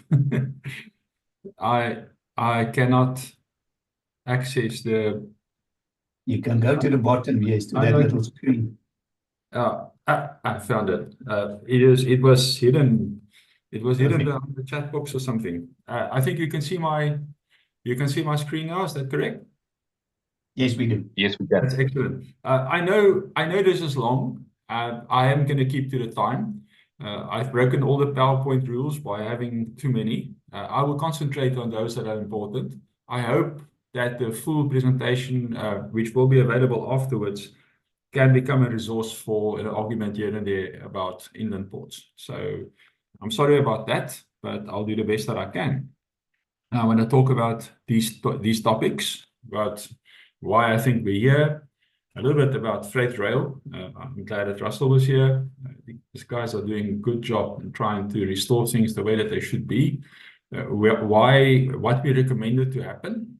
And then about domestic intermodal specifically, I want to concentrate on that. When we talk about intermodal, I've been speaking about this since 1995, so we're still fighting that battle.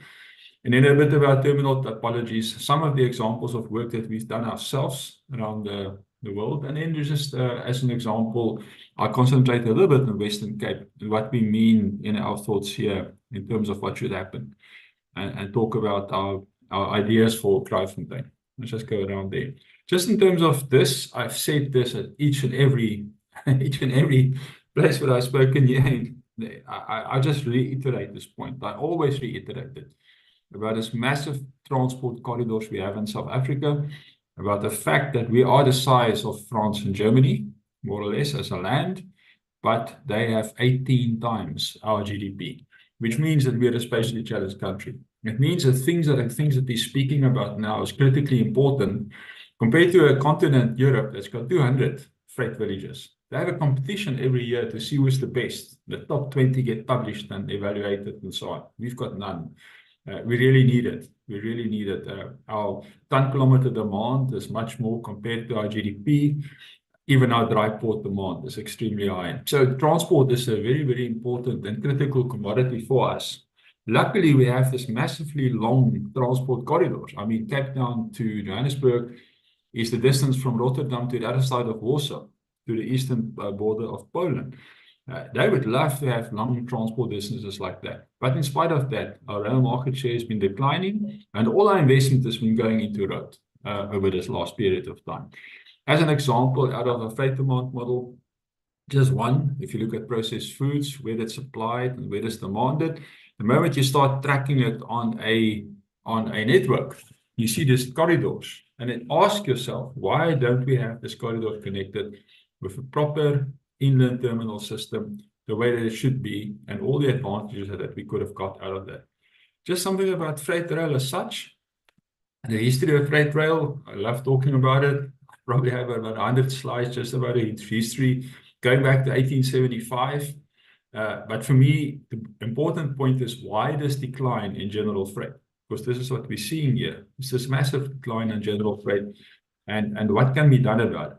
What can be done about this decline? And for me, it is what we are talking about today.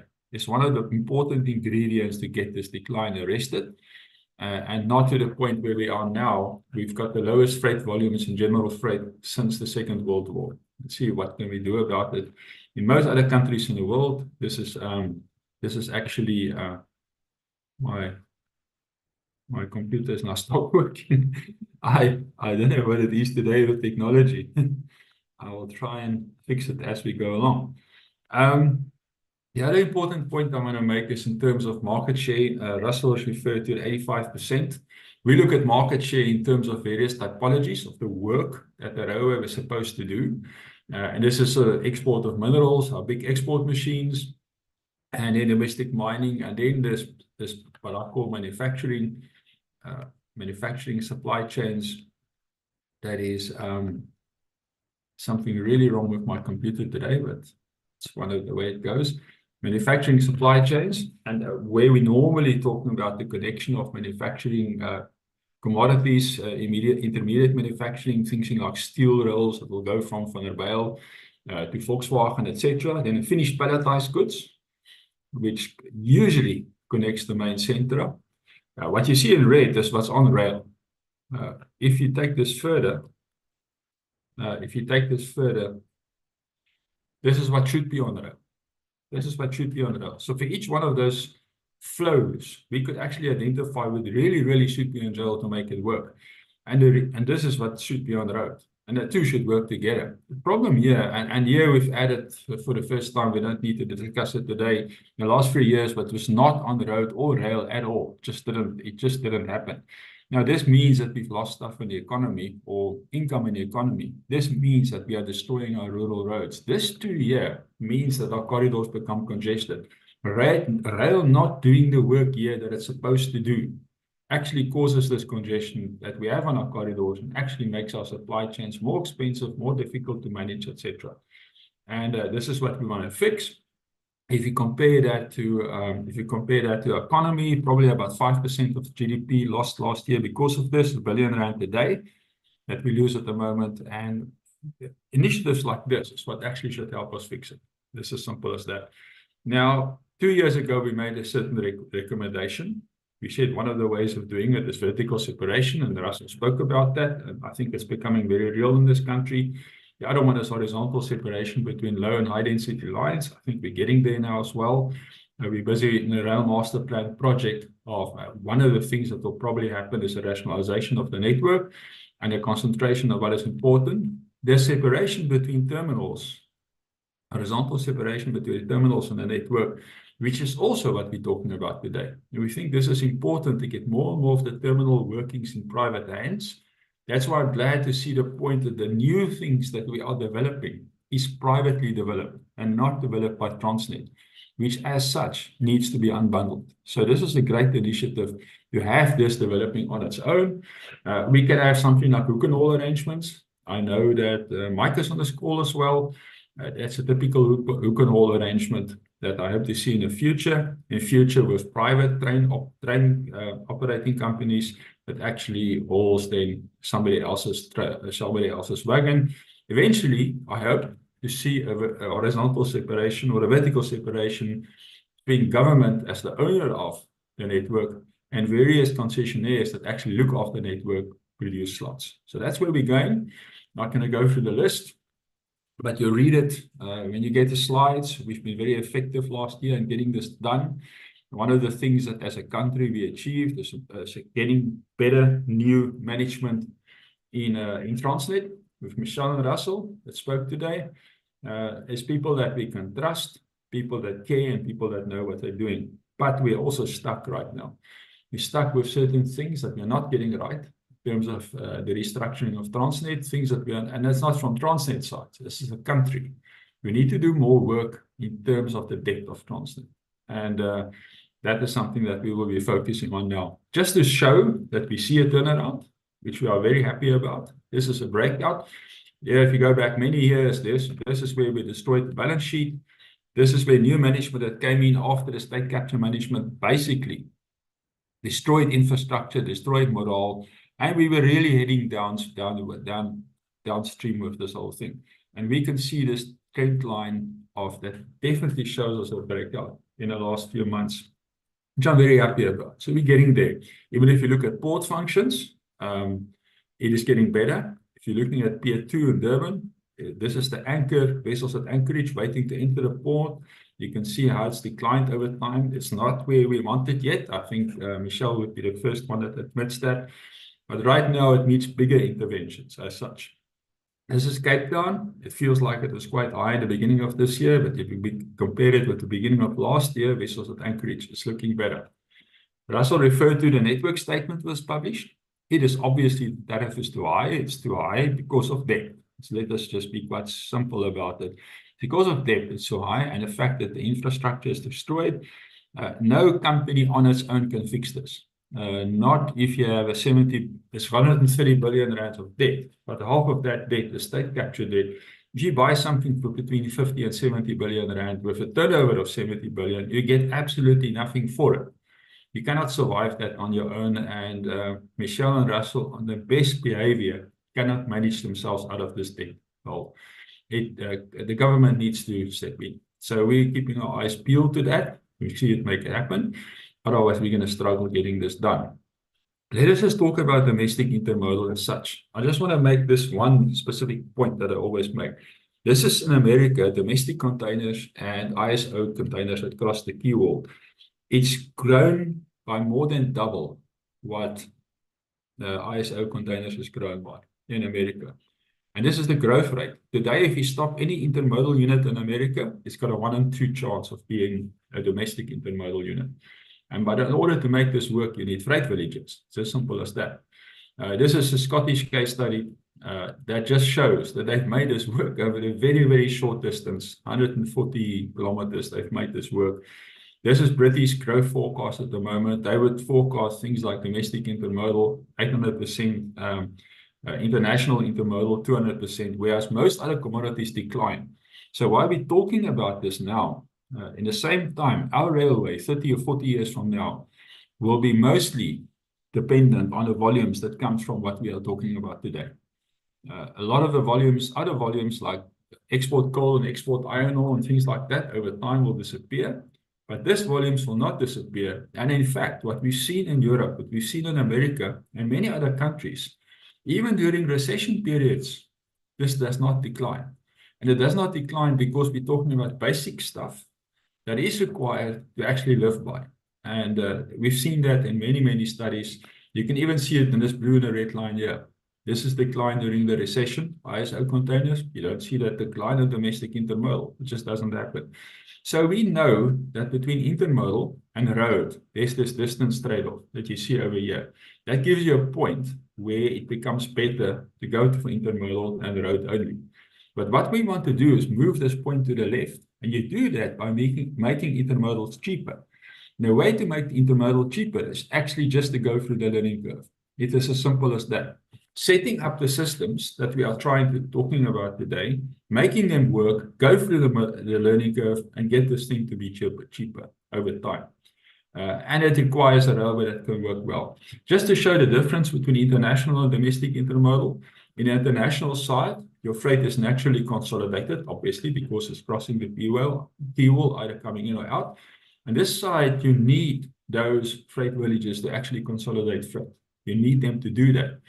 But you also find internationally is they often destroy consolidation in the port by stuffing and destuffing. With this system here, we can actually create consolidation and taking the other way around. Port is a natural hub. This hub on this side needs to be created. So the port is there, but the inland port isn't there. You need to do work to actually get it.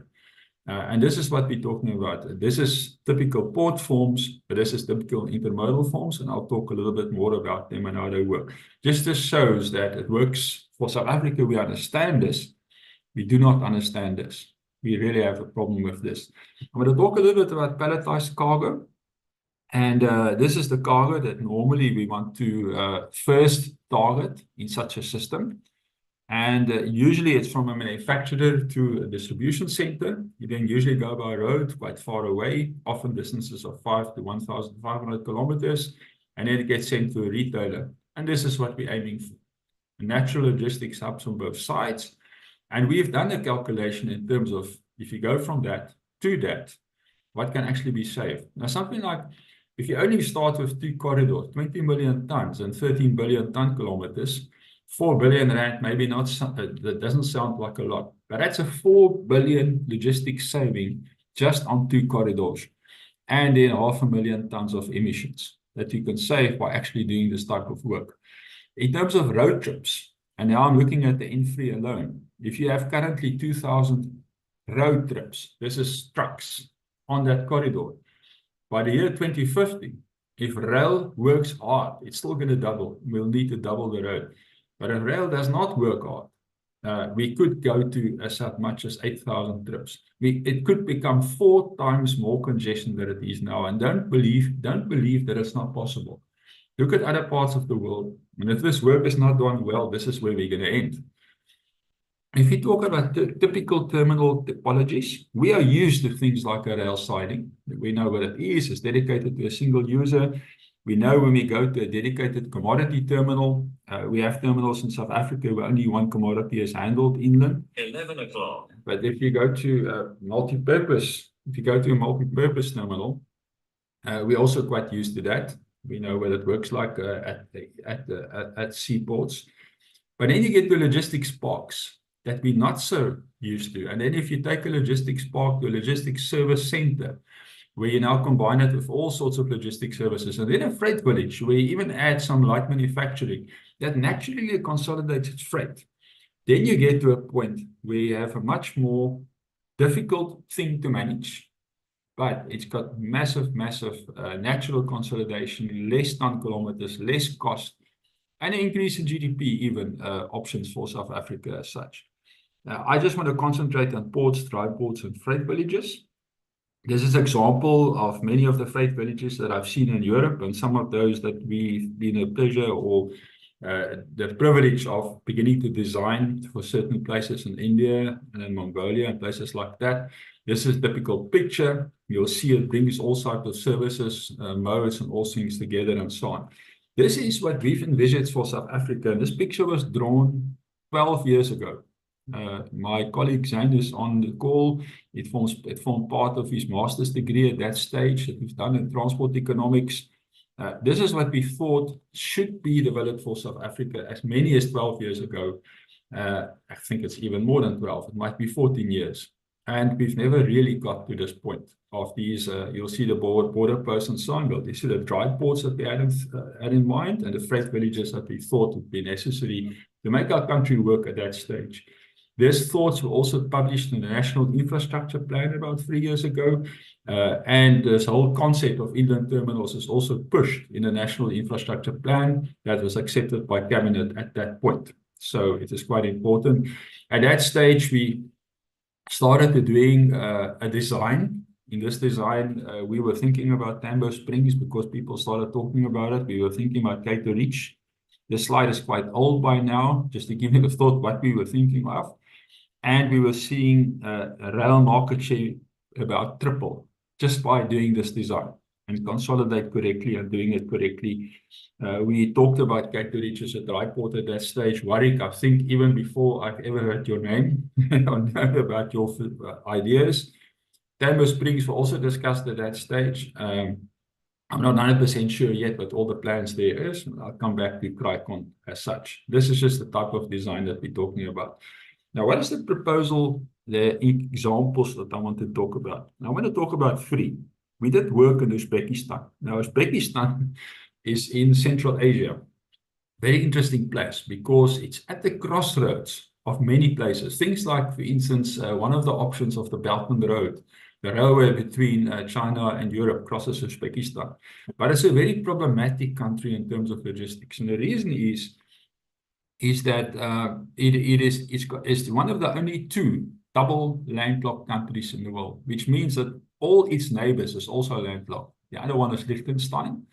And it just made it very difficult for them. One of the things that we must remember is that border crossings over land is much more difficult than over sea because our international maritime system has been well developed and they know what they're doing.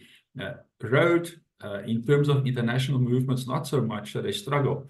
One of the things that we've suggested to them, and it got incorporated into the transport plan for Uzbekistan, to actually become a hub within Central Asia, by building 5 inland terminals there, they can actually become the Singapore of Central Asia. And a solution for them as a national strategy is actually the whole idea of freight villages as such. We then went to India, or before that, we were in India. We had a freight flow model for India. We looked at the Eastern Corridor, where the World Bank invested $4 billion in building a dedicated freight railway that you can see there. And then we saw this dedicated freight railway, if you look at Kolkata, here at the port, not well connected with the Kolkata center, town center, between the railway that stopped at Dankuni. And we did some cost-benefit analysis for them in terms of high-density connections and then building a logistics hub that today is called the Freight Village at a place called Balaghar, about 50 kilometers north of Kolkata. And we did some cost-benefit analysis. What we saw is the rail corridor, and remember, this is an investment of $4 billion. The rail corridor on its own is probably going to give them $1 billion per year return. But if they were to be able to create this logistics link, this logistics hub or freight village, there where number 2 is just outside of the city, they will probably then going into the city save another $300 million. If they connected to the port, another 40, just showing once again how the domestic one here sort of trumps the port portion of it. New corridor rail freight, and this is the new freight. The things that we're talking about now, not only minerals, which is number 1, but things like manufactured stuff, things like palletized and so on, we think could have saved them another $700 million. Then new road freight that goes through this link. Remember, we're talking about road and rail here, but the proper freight village will also make it for road on its own better. That's important. And then the city logistics improvement, this is less. Obviously, if you do this correctly, this is less congestion, all of that things in the city as such. And we then shown, whereas the dedicated freight corridor, you give him R1 billion saving, doing all the other things with the logistics hub and a dedicated link with the logistics hub will give him another $2 billion saving. We then went to Varanasi, it's the holy city in the middle of India. They created this inland port of Varanasi, basically to actually make the waterway work. There's a waterway that comes down here from Kolkata, it goes all the way to Delhi up here. They're beginning to develop this waterway, and they thought if they have a link here, they can take some of the freight off-road and rail here on the waterway and translate it here. But by changing the whole design into a freight village, we took the potential of this whole thing from 500,000 tons to 30 million tons. But in order to do this, you need a freight village here with light manufacturing, inland port options, and so on. My last example is one from Mongolia, which is really interesting. The Mongolian national herd more than doubled over the last 10 years without any growth in exports or growth in population. So why is this? Why do they need so much animals? It's because they have problems with the logistics system. They have diseases. This is the cold chain that doesn't work properly. If you think about meat, diseases, it perishes when it gets to the slaughtered stage. Poor abattoir practices, reduced trade because of all of this.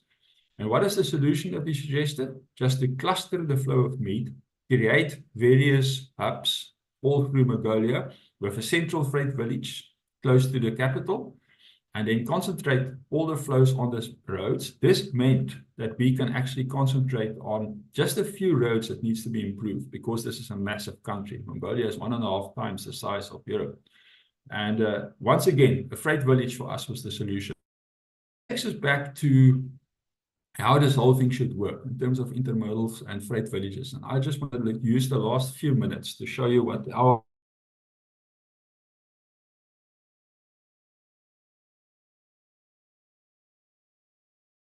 central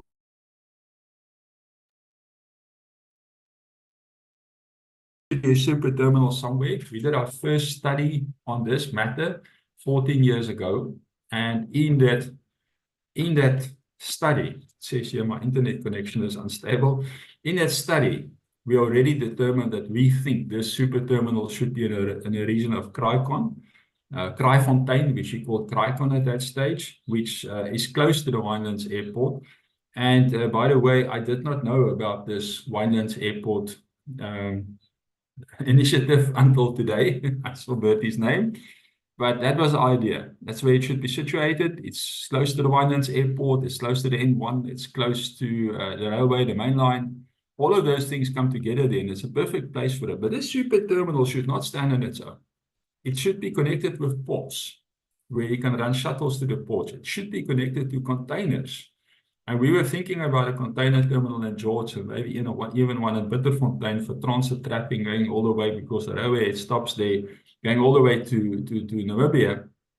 And also fruit terminals, one in Vredendal, one in Ceres, and one in Gerbo-Elgin. And all of these things connected on a single planning platform. And all of that happening at the super terminal here. There's also dry bulk, obviously. There's also processed foods that we're thinking maybe in the region of Worcester, in the region of Malmesbury. And all of these terminals, the satellite terminals connected to the main terminal, and as a planning system, and as a backup port system for the ports that we have, and also for domestic flows, even for fuel that we had in mind. So this is the type of design that I hope Afrikaans sê ons posvat, the way that people start thinking about things in South Africa. We've also done cost-benefit analysis for this. I won't share that for you today just because of time. And the number of trains will be required, the number of trucks that will be taken off the road if you were to buy into a system like this.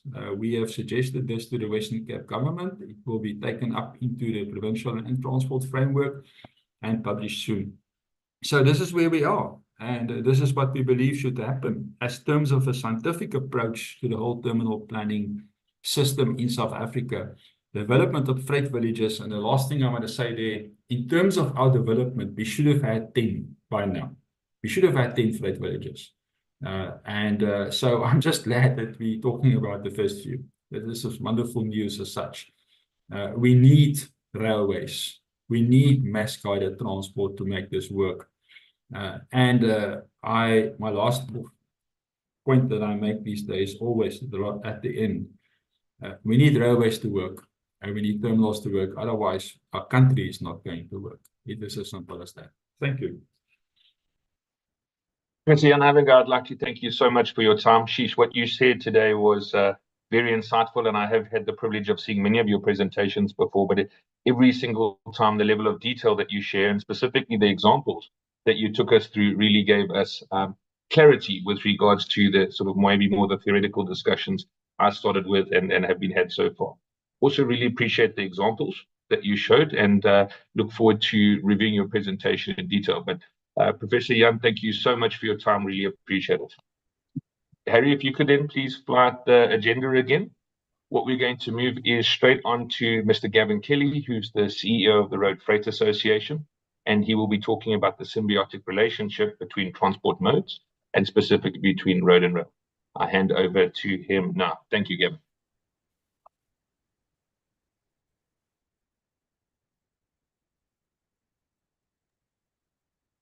Gavin, are you there?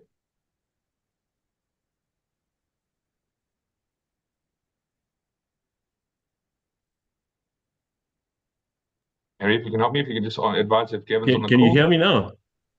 Yes, loud and clear. Thanks, Gavin. There seems to be a bit of network troubling everybody this morning. Well, good morning, everybody. Thank you for allowing me to speak. Everybody else has said what I wanted to say, so that's my presentation, Warwick, if you'd like to carry. I think there's been a lot said this morning, and I'm actually quite glad in terms of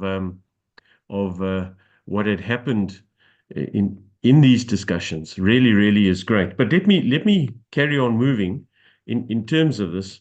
So I'm really just going to do a one slider on who we are, because I think a lot of people don't realize that we're not against rail. I almost said not against road. That would be rather stupid. We're not against rail. And then I'm going to talk through a number of realities, and then some challenges, and then what we see as being the important part in terms of where this whole discussion is going. So the RFA is the Road Freight Association. At the moment, road freight is carrying the burden of freight in the country. That's the size of us. and you can see who our members are. They're not just the big companies. In actual fact, 88% of our members are small and medium-sized companies, and rail and the freight villages and those sorts of things would all in actual fact play very nicely into the majority of our members' hands. But let's take a look at what the reality is right now in the country. So we've seen a couple of nasty statements and figures around, for example, that we know that fossil fuel has slumped in terms of the prices, and there's a lot of coal out there that is the fossil fuel. And we've seen that, and you've heard Professor Havenga having a chat, we've seen that we need a lot of money to turn rail around. And in no ways do we disagree with what Professor Havenga said at the very end of his slide in terms of if we have a failed rail system, we could very well end up having a failed state. But take a look at those figures and what it's cost the economy. And it's a lot of money that we could have used for many other things, including getting our logistics chain sorted out. This is what coal has done. This is from a C-track showing you how coal transport has literally turned its back on rail and gone Gavin, to road. sorry And to then, as you interrupt. can see, Gavin, yes, sorry to interrupt. Are you sharing screen? Are we supposed to see your slides? yes, We can't see your slides. Shall I share for you? that's strange. It shows it's sharing here. Can you see now, Harry? I've just taken it down and loaded it again. No? No. Yeah, I can't see anything this side either. Gavin, do you mind if Harry loads it quickly? Load it. That's actually disappointing. Okay, you can just get to your right slide. We are Transnet coal transport. Is that where you were? Yeah, I was there. That's correct. So I was talking about how transport on road has basically doubled, taken the coal off rail, as you can see there, and that's not something we can sustain. Whether the price of coal is high or not, that's not important. We cannot sustain these sorts of transports along. So, Harry, are you going to move my slides along? Thank you. There you can see the C-track indices showing us the comparison growths from 2008 in terms of what's happened on road. So we don't only talk about coal, we talk about all of those other commodities and all of those other factors that play a role. And you can see how that gap on the right-hand side of this graph has in actual fact become very, very wide. Thanks, Harry. So we are now at volumes on the rail that are lower than 15 years ago. And the Reserve Bank is giving those sorts of figures in terms of the costs that are inputted into our logistics supply chain, in terms of our costs of logistics. And again, Prof. Havenga has referred to that a number of times. Thanks, Harry. You can see here is freight rail volumes over the period from 2008 to 2023, and it's very much that value we've now got to work on. What is encouraging is you will see that 2023 shows an increase on 2022, and I think this is what we are really wanting to work towards, is trying to get that back. At least, I think in everyone's minds, we want to get back to about 2017 to make sure that we can actually get this country, use the term back on track, that the load is carried by rail, the right load, ensuring that our economy and that investment into logistics, both from a domestic and an international point of view, remains solid in South Africa. Yes, Harry, please. So let's take a look at a couple of the local challenges. And it's always good to take a look at these, because these are some of the things that we either need to fix directly or that are consequences of other things not being done.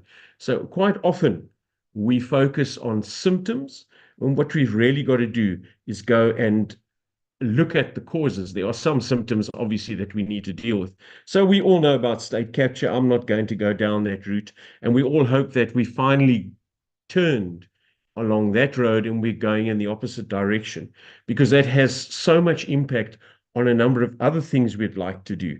And state capture can be broad, but it can also include the private sector in some cases. So we need to make sure that that challenge is firmly dealt with, and that we do in actual fact retreat from the types of figures that we do see.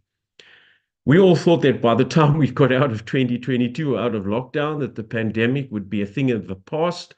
And it's one of those interesting things that has remained with us in terms of the impact that we feel on infrastructure, on the way in which we do our business. We've learned a lot of things from the pandemic. We do things differently.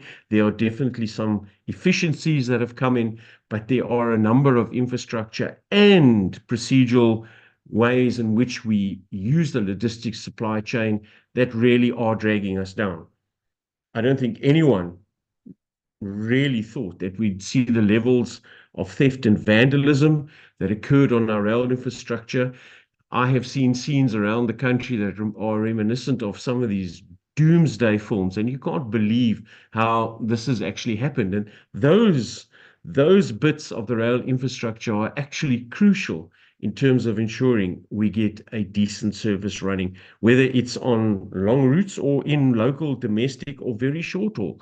We need to make sure that all of the rail infrastructure can be used optimally, whether it is done through a state company or a private company. And we need to be able to protect that infrastructure. It belongs to every single citizen.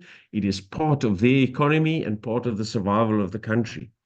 Equipment shortages, once again, weak funding, maybe weak funding policies, maybe not enough funding, maybe the wrong priorities, but we need to ensure that the equipment that we need to do the job that we need, we actually get. And again, one has seen in the recent months that there has been turnaround in terms of addressing that, and there is money being applied to that. Yes, now and then there are calls for far more money and government to give far more money. And obviously, where that funding comes from is part of the discussion. Maintenance, we all know, even if you look at the roads, look at your own house where you stay, if you don't maintain on a regular basis, if you don't do the priority maintenance, the real core critical pieces that must be kept in a 100% to 110% status, that really brings in a problem. But the biggest challenge is trying to turn around this decrease in volumes resulting from the shift from road to rail. From rail to road. This is a bit of a nice one. The shift from rail to road, and that has brought with it a whole lot of other outliers that really constrain the supply chain. So there's lots of congestion, and we've all seen the pictures of what various of our border posts look like, what the long lines at various harbors look like. There are still long lines around Richards Bay in terms of some of the ore moving in and out. So congestion, really a huge problem. And that impacts a lot of other travel on road and travel in terms of goods, and obviously then into the economy. There's huge roadway costs, the amount or the tonnage that is being moved on roads that were never designed for that. And we're not even talking overloading. We're talking just the correct, legally loaded vehicles moving, the number of vehicles moving on the roads. I have made many comments in the open media about how that's affecting our road network on roads that were built 30, 40 years ago, never ever envisaged to carry this sort of mass or weight or number of vehicles. In actual fact, we built the whole Richards Bay rail link, the Richards Bay coal terminal, to precisely prevent this sort of thing becoming part of the future as we began to sell coal into the world. And then obviously there's emissions. There's a fair amount of discussion around emissions and how you would control that, but that has a huge impact into the level and condition of our environment and our living. Thank you, Harry. Our ports, we've seen huge delays in the past. That needs to be rectified.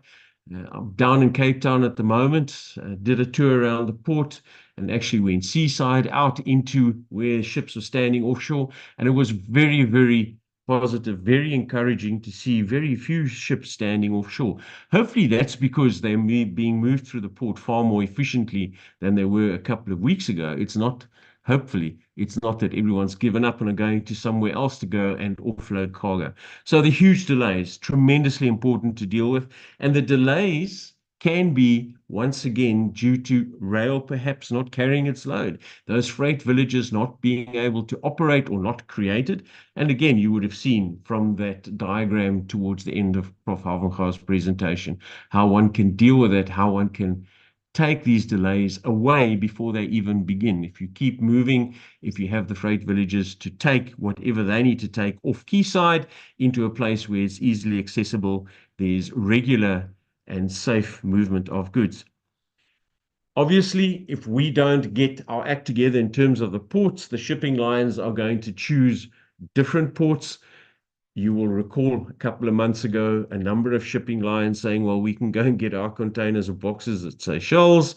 They're not prepared to stand off coast for a number of weeks. So that is something we need to be very, very mindful of. I'm quite outspoken about it's very hard to bring back ships that have left your ports. It's easy for them to go. To win them back from a port that is more efficient than you are means you have to be far more efficient than they are. It's not just the question of meeting their output or their efficiencies. You have to actually be better. And that's what South Africa was a number of years ago. Exporters have lost a fair amount of money in terms of that, and that's around the world. So we need to make sure that what we do in terms of logistics here saves people money, not just South Africans. There's a fair amount of goods that will go through South Africa into Africa, which is going to be the newest, biggest, largest consumer market in the world, yet untapped. And then you can see what Treasury has estimated these efficiencies have cost us. And of course, you can all think of what we could do with those sorts of monies. Personally, I think we could put that into Lotto. No. There's so much more we could do with that. And of course, we could fund technology, we could fund innovation in ensuring that these logistical supply chains, networks, routes, hubs, villages, whatever you'd like to call them in South Africa, always remain at the top of their game and that people will want to come and trade with us. Thanks, Harry.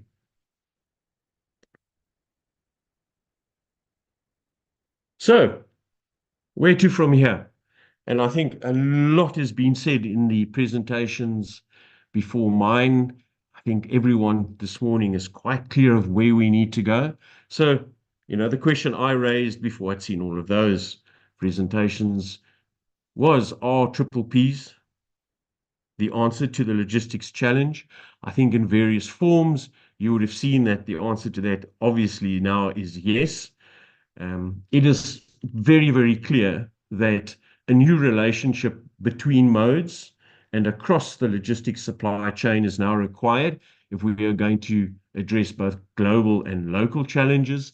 And for many years, we've bandied about this word intermodal. I think it's about time that we stop bandying it about and actually get it to work, to really work. That we don't just have a railway line next to a road and that's intermodal. It's got to be far bigger, far greater than that. You can see the types of costs that have been reported in diverting a tanker around the Cape. And if we're going to have that sort of challenge in cost, we've got to make sure that these guys actually want to come around in terms of coming to the Cape, coming to South Africa to offload product, whatever that product might be, or to load product, depending on where those customers might be. And again, a quote there from the Gain Group about what the collapse of Transnet has cost the South African economy. And the idea here isn't to just continually bash Transnet. The idea here is to highlight what sort of figures we could be having back into the economy and what we could be doing with those sorts of revenues in terms of either saving further logistics costs or in terms of development within the country. And that development can take many, many, many forms and impacts on society. Thanks, Harry.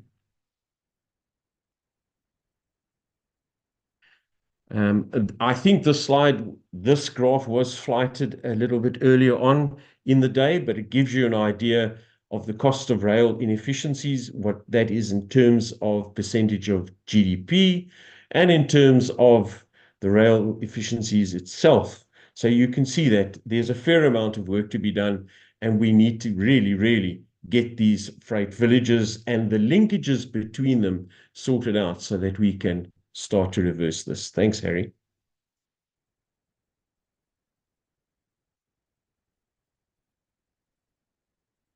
So, my penultimate slide, in my wisdom, I think it's all been said this morning.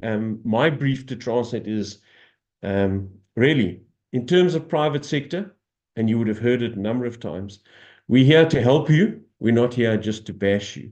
We're in this together. It has to be a symbiotic relationship. It has to be a bi-supportive relationship, if there's such a term.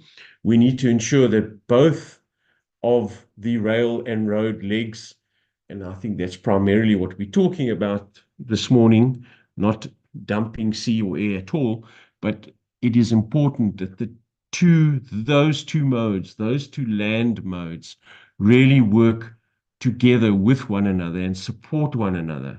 And competition is good, but the competition needs to ensure that both of those two modes actually strive to do better and better for the country and for each other. So we need to access and leverage the best practices that are found in either of the two modes and that are found around the world, and that we actually leverage those skills, because there are some very, very highly skilled people that will be able to assist with this. Then we have to, or Transnet has to allow and encourage motivation, innovation and development. The private sector needs to encourage Transnet in terms of that as well. It's a bi-directional process that we need to ensure happens. And then, as I said earlier, these ports of ours, they are world-class, but we need to raise that up. And we need to raise up the rail infrastructure to support those world-class ports.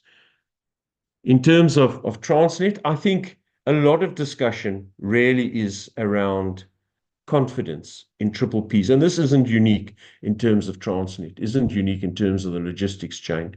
I think there are very, very many private sector investors, companies who would like to invest, but the confidence isn't there. So we need to ensure that we build that confidence, that we bring in certainty, and that we can drive away the specters of, well, if I put my money into this, is it going to disappear into somebody's back pocket? And again, that isn't just a single part of the economy or the sector or the country. We need to ensure that we together build this confidence. Upskilling the workforce, skills transfers, there is so much work to be done. These freight villages can bring so many work opportunities. And we can, just like we did many years ago, come with innovations like the Bixie and the PBXs or whatever those little containers were called that took the world by storm. We need to improve modal competitiveness, and I'm very, very happy to hear how Transnet, in terms of dealing with rail, have brought in those important separations between various entities to ensure that there's oversight, but there is competitiveness. And the competitiveness is in both domestic and international spheres. We all need to support the drive to enhance the South African logistics chain. And I think that's what's so important in terms of this new association, in terms of bringing together a number of spokes of a wheel that seem to have been flung out into the veld on their own, ensuring that all together we enhance moving freight through the country on this land side, obviously, of the ports. That brings together security, it brings job creation, it it brings better operations.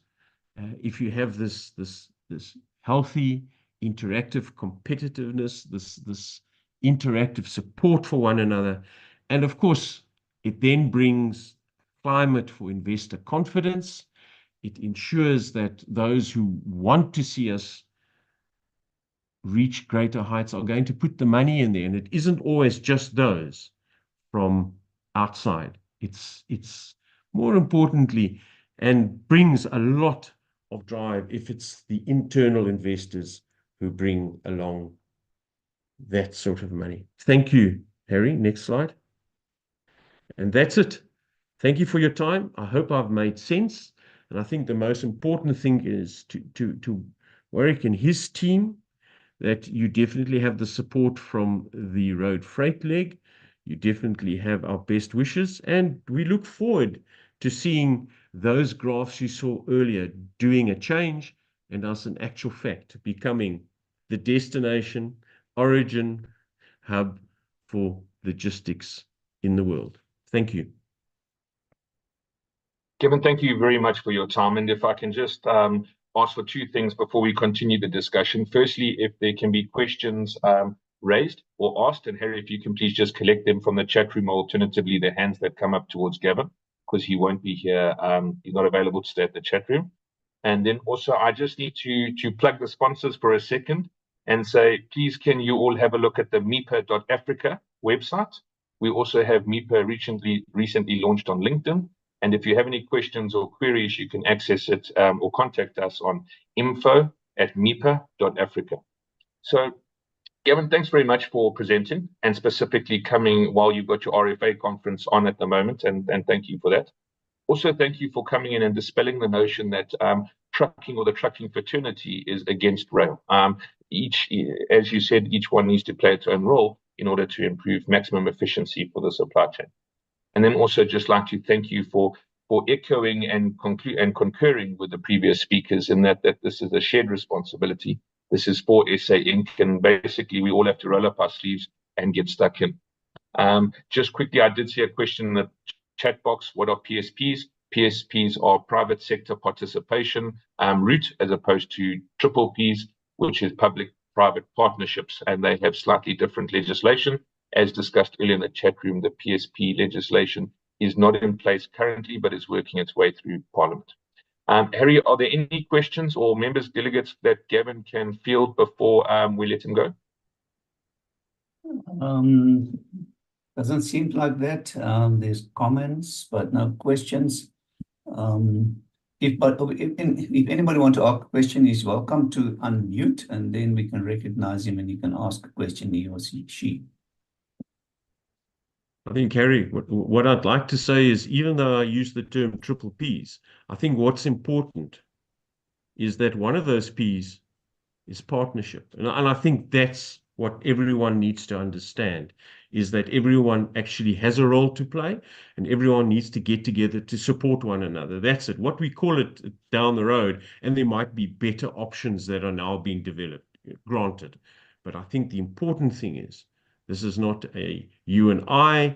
I mean, quite often I get asked, so what is your thoughts about the road and rail debate? I think the only debate is how we're going to get it all to work. That's the only debate. Thanks, Harry. Gavin, thank you so much for your time. And with the absence of questions, I'd like to thank you once again and good luck with the rest of your conference. Really appreciate the input. Thank you. Harry, if you could please start the agenda then again quickly. We are going to move into our last presentation for the day before we have the panel discussion. And I now have the privilege of welcoming dear Dr. Ria Vosloo from OTT Technologies. And she's going to be discussing connecting the highways and byways of the sea as an imperative of the inland port, or alternatively as an imperative of the supply chain. If I can now hand over to Dr. Ria Vosloo, thank you very much.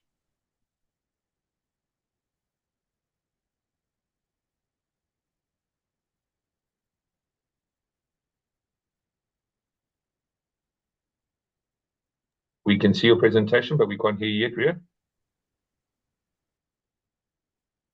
Okay, I hope I'm unmuted now. Yes, you are. Yes, you are. It was a bit lonely. Thank you very much. I really appreciate this opportunity, and I do hope that I'd be able to share and contribute something that adds to the conversation but does not repeat what everybody else has said. So what I've tried to do is to tell a story in many, many pictures, because a picture does show a lot more words than what I can actually repeat and say. One of the key things that one should remember is that those who cannot change their minds cannot change anything. And possibly what I'm trying to achieve here is to change minds and ways of thinking about the argument of what is the role of rail and what is the role of road. Because ultimately, it's not only about road to rail or adding both to rail and to road.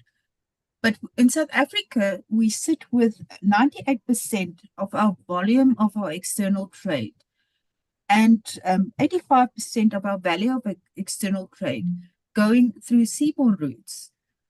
And that is quite a bit higher than the most international areas, where the average is 85% of volume and 75% of value going through seaborne trades. So all roads may lead to rail, but rail and roads lead to sea. So what I'm going to do is I'm going to talk a little bit about the pit to port argument, a little bit about words, because the terminology that we use different terminology, and sometimes is it a dry port? Does it contain customs? Does it not contain customs? All of those words. And then I'd like to change your focus, and I want us to look at the areas. What happens on the sea, and then one or two reality contestations before we carry on looking at lost opportunities. So this diagram that I have here really explains, I think it was Gavin that spoke about what happened when Richards Bay Coal Terminals was created. Basically, it was about creating a very, very efficient logistics system that would link the mine and link it through to the end user. It was aimed at big volumes, it was aimed at efficiency, and it really looked at the mine logistics and moving it through shipping logistics and getting to the end user. So what happened a year or so ago? Suddenly, there's another support coal to port supply line emerging, looking at a number of small miners, putting together that they bring things through side the pit, and this multimodal terminal, that's the part that was missing. And because that was missing, a whole range of terminals, and terminal is such a wonderful word because it means the end, but it's not the end, it is a transition point. So a number of these things emerged. They weren't efficient, they weren't functioning, there's major issues around them, and linking into the coal logistics. Some of this was positive because it does show that ultimately in any complex system there will be emerging reactions. The industry will find a way to make it work, and the industry being a range of concepts here. So if we look at that, if we just compare that, the supply chain, the pit to port supply chain that we have is a train system with 200 wagons, only from 65 mines, although that range up and down. One of these trains can take 16,800 tons, and it tries to go into a Cape-sized vessel of about 125 to 250 deadweight tons. And for coal, actually, that volume is the sweet spot is around 160. So that one we've got, if the rail works. But there's another supply chain going on that is looking at maybe if 100 trucks run it on the road, it talks about 3,400 tons. And this short train, this 50 train, is the train that has space to actually go to the multi-purpose terminal in Richards Bay. So you're looking at a 50 wagon train that can take about 4,200 ton, and that's trying to get into a handy size vessel. That's about 200 to 400, 20,000 to 40,000 deadweight ton. And where the multimodal terminal comes in is, can it be connected here? So let's look practically. If you look at the heaps of coal that is situated in different ways, where trucking companies are trying to find a way, not only trucking companies are trying to find a way to get efficiency, what happens is coal is a nasty thing. If you leave it alone long enough, it will start burning. If you put water on the top, it will leach through to the ground. It's not something you really want to put in an area that's not adequately prepared. So the whole multimodal terminal that's adequately prepared, that is trying to deal with opportunities to create the benefit that you can get it into the smaller chain, that is not really there at the moment. So that's just the prologue. I just want to put this argument in. So one of the key words that we have to talk about is resilience. It was really interesting when we started off today, when it was explained, it's not only about efficiency. And very often multimodal villages or dry ports, all of these terms are explained that it's something that we want to do in terms of efficiency.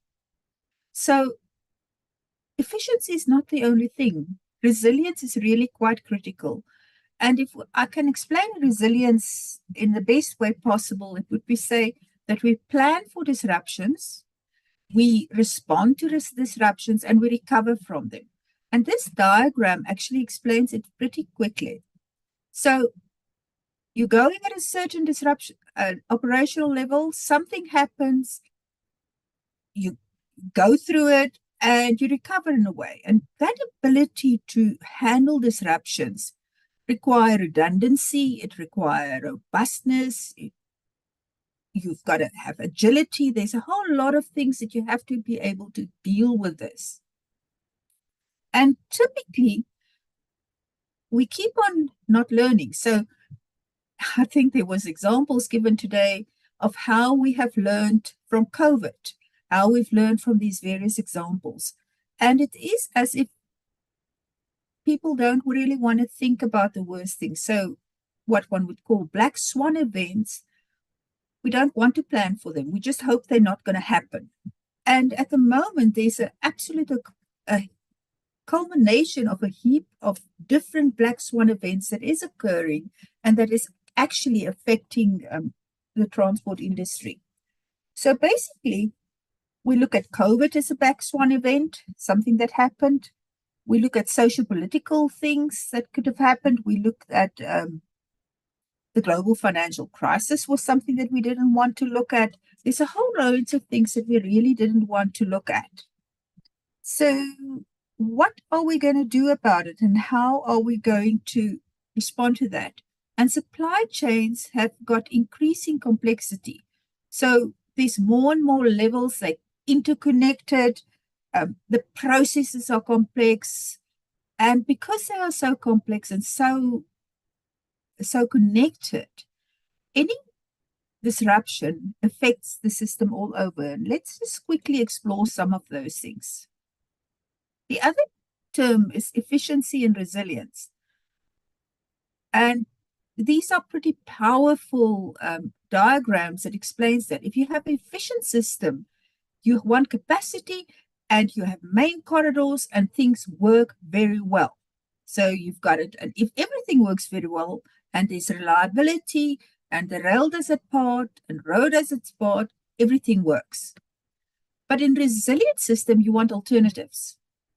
And we've looked at how the terminals can create those alternatives, because you want to be able to go from road to road as well, as Prof. Jan explained to us. It's not only that you're looking from road to rail, you're looking at multiple opportunities. And if you plan properly, you can create both efficiency and resilience.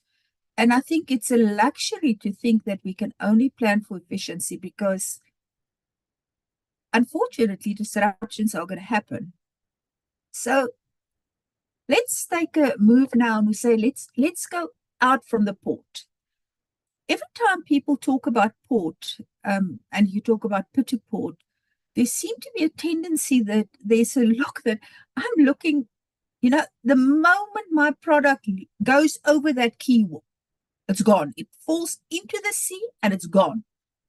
Because it's never really understood that it has to go beyond that quay wall as well. So these two diagrams on the left actually shows the demarcation of the two KZN ports. The top left one say, okay, this is where Richards Bay go, and the red lines say it's actually out in the sea as well. And the bottom one shows exactly the same for Durban. So the middle diagram, or the picture, and that I uploaded on 17 May on Vessel Finder, it's a wonderful site that you can really look at a lot.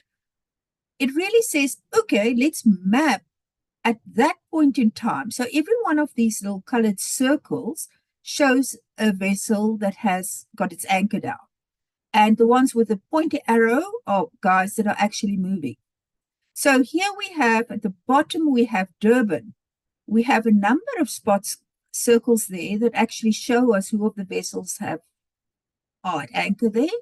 We've got things moving, but there's quite a number of them just hanging around, isn't there?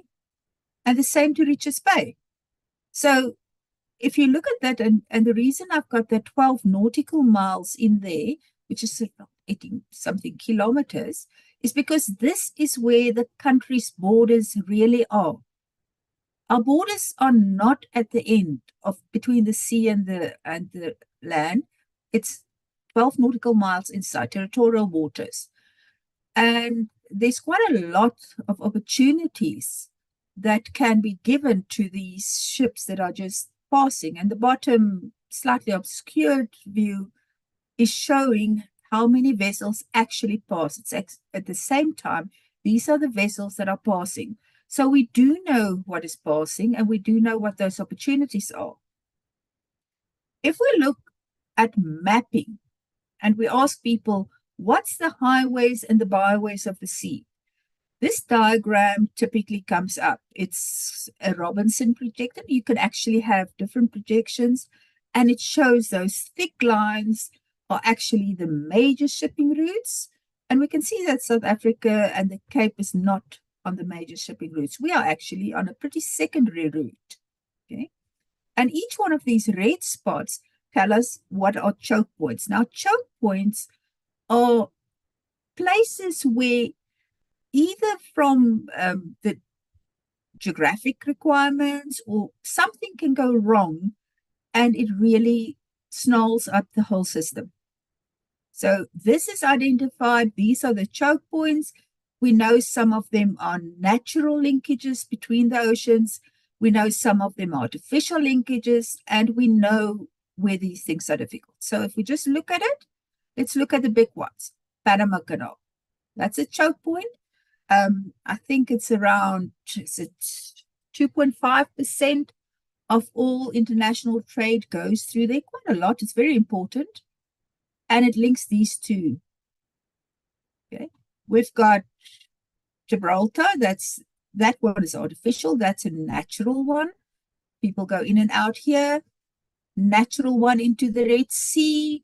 The Suez Canal, artificial one. We know those are all of the choke points. And lo and behold, what's happening at the moment with the choke points? Which ones of those choke points don't have a problem? It's actually a better way to say than to say which one of them do have a problem. But if we map it differently, it gives us another picture. The left-hand picture is called the spillhouse projection, and it's really prized to show us the oceans is a continuous area. So it's better to see, because if you look at the normal projections, it looks as if things go off the side of the earth. But these actually show us where the highways and the byways are. And in this one, strangely enough, Africa is in the middle. shows beautifully center and very important. But the choke points are still the same. And the right-hand projection, that's an attempt to show the circle of the Earth on a flat surface, and I think that is a 20 flat surfaces that approximate, and it looks at, once again, it looks at the choke points, and it looks at how many of the containers go through there. And here you can see Africa sitting on the far end in this projection and really, really not important at all. So it's very easy to have this view that South Africa is really important, but how important are we really? Now let's look at the choke points and what happens with choke points. On the left-hand side, I've got diagrams that actually shows us what has happened with the Panama Canal. So the Panama Canal, and it's a natural disaster, it's drought, and it's basically running at half of its volume. And it shows what the impact is. So typically a route that would have taken you 21 days, now would take you 40 days if you take the around and the center of the globe route. A route that would have taken you from one point to the other point at 6 days would take you 31 if you go around South America. And if you go around Africa, the route would take you 39 days longer. So it's a major impact. And half of all vessels have to do that now. And very importantly is that during this time, actually that canal generates more than 6% of Panama's GDP. We look at the rate on the top. We look at the vessel that went sideways in the Suez Canal, and 430 ships had to because it was there. And I think we all remembered it. It was a major issue, and we saw the result of that. But basically, if we start looking at that, the cost to the Suez Canal Authority was quite substantial because they had to come to settlement around that. And strangely enough, the vessels that decided at that point to go around the Cape, as instead of waiting, didn't really save any time because the problem was resolved in time. And then there's another accident that we sometimes forget about that's just recently cleared up, the Baltimore Bridge, where a container ship sort of lost control for a few moments and took out a major bridge. And there's some major issues around that. It's now refloated, it's put together, but it's really hit the risk industry quite hard around insurance and what is happening there. Then we keep on thinking that, global warming, what a bad thing. It's really influencing everything negatively. But in 2018, there were some models done that said, with global warming and with the North Sea becoming more possible, instead of going around and through the Suez Canal, people can actually take a shortcut. It's significantly shorter to go from say Japan or Asia on the east coast to North Europa than going through the top. Of course, it's not particularly good for the economies of the Mediterranean or for the Suez Canal, but it's going to be much more efficient, isn't it? It's going to be pretty similar to, it's going to be much more efficient to not go around the Cape. And so there's opportunities there. But that was in 2018. That was before the Russia-Ukrainian situation. So that's probably not so viable at the moment, but just at the moment. On the right-hand side, we've got some results that happened after the Russian-Ukrainian incident. And it's quite clear, and I think pretty much the coal price isn't there, but we all know what happened when that coal price spiked, and suddenly there was opportunities to export coal and we couldn't take them because we weren't ready. The whole system wasn't ready, wasn't resilient enough, and wasn't agile enough to respond. Okay, so let's start with some contestations. It's very easy to think, and if we look at road, especially the left-hand diagram is a wonderful thing. It shows us the south-north corridor that ends one end in Durban and goes all the way up to the DRC. And it implies that that road is possible, and there's a lot of road transport. And I know that a number of the people on this group probably may be involved in transport up and down this area. But actually, sub-Saharan Africa is not really South Africa's captive hinterland anymore. We look at the Nkala corridor, which is looking at coal export. And I've just taken some documents from this year's publication in Africa Ports, and it's really looking at this route that's coming viable. We look at the rail to Lobito that is coming out, and this is around Ivanhoe, and it's copper. It's about the whole gravity changing from the interest in coal to copper for the renewables. There's quite a number of ports actually around Africa that are South Africa's competition. So if we look at that situation, what can intermodal situations, what can dry ports do to facilitate the efficient flow so that the competitiveness of South Africa compared to its neighboring countries is maintained? Because it's not only, so this one I'm not going to talk to you. I'm just going to simply show you the video.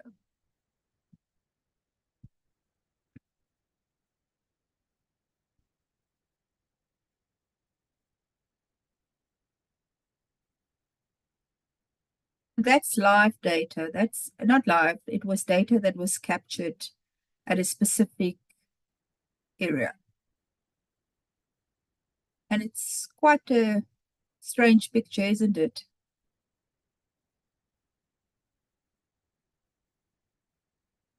That shows the change in container vessels, about 13,500 20-foot equivalent units from the 1st of December 2023 to 15 February 2024.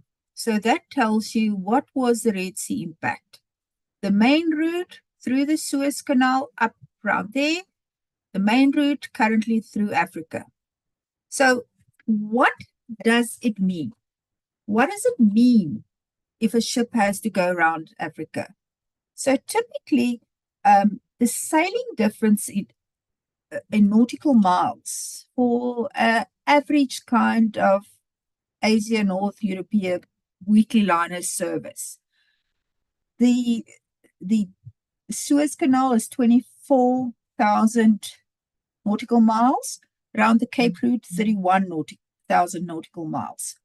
29.2% increase. They have to increase the sailing speed with 6.3%. They have to increase their sailing time from 62.5 days to 76 days. So 21.6% increase. The time spent goes up from 77.8 days to 91.3 days. So 17% increase. And the number of vessels for weekly service goes up from 11 vessels to 13 vessels. So 2 new vessels for that liner to actually fulfill its service. Now, why is that important?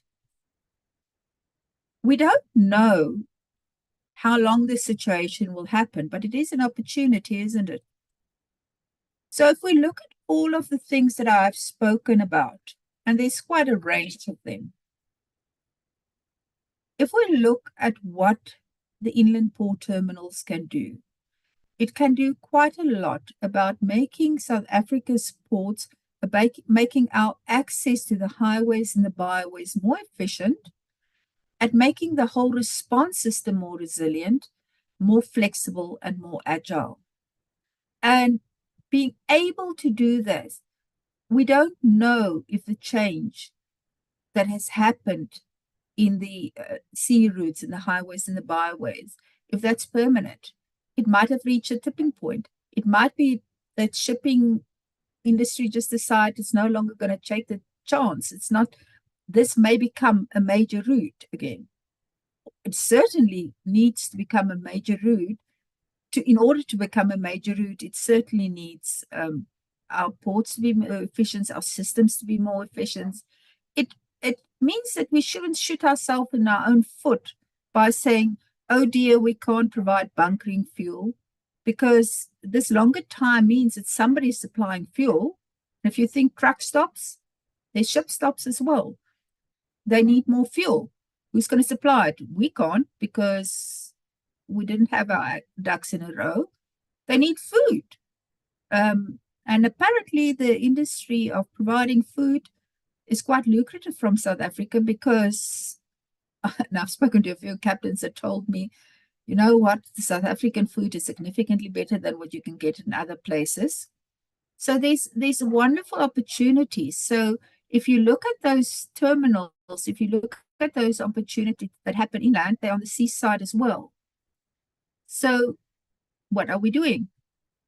Are we, and this is again from Vessel Finder, 17 May, are we taking the opportunity? Because remember, one of the reasons why road is more flexible is that the starting time, its links to infrastructure is much more flexible than that of rail.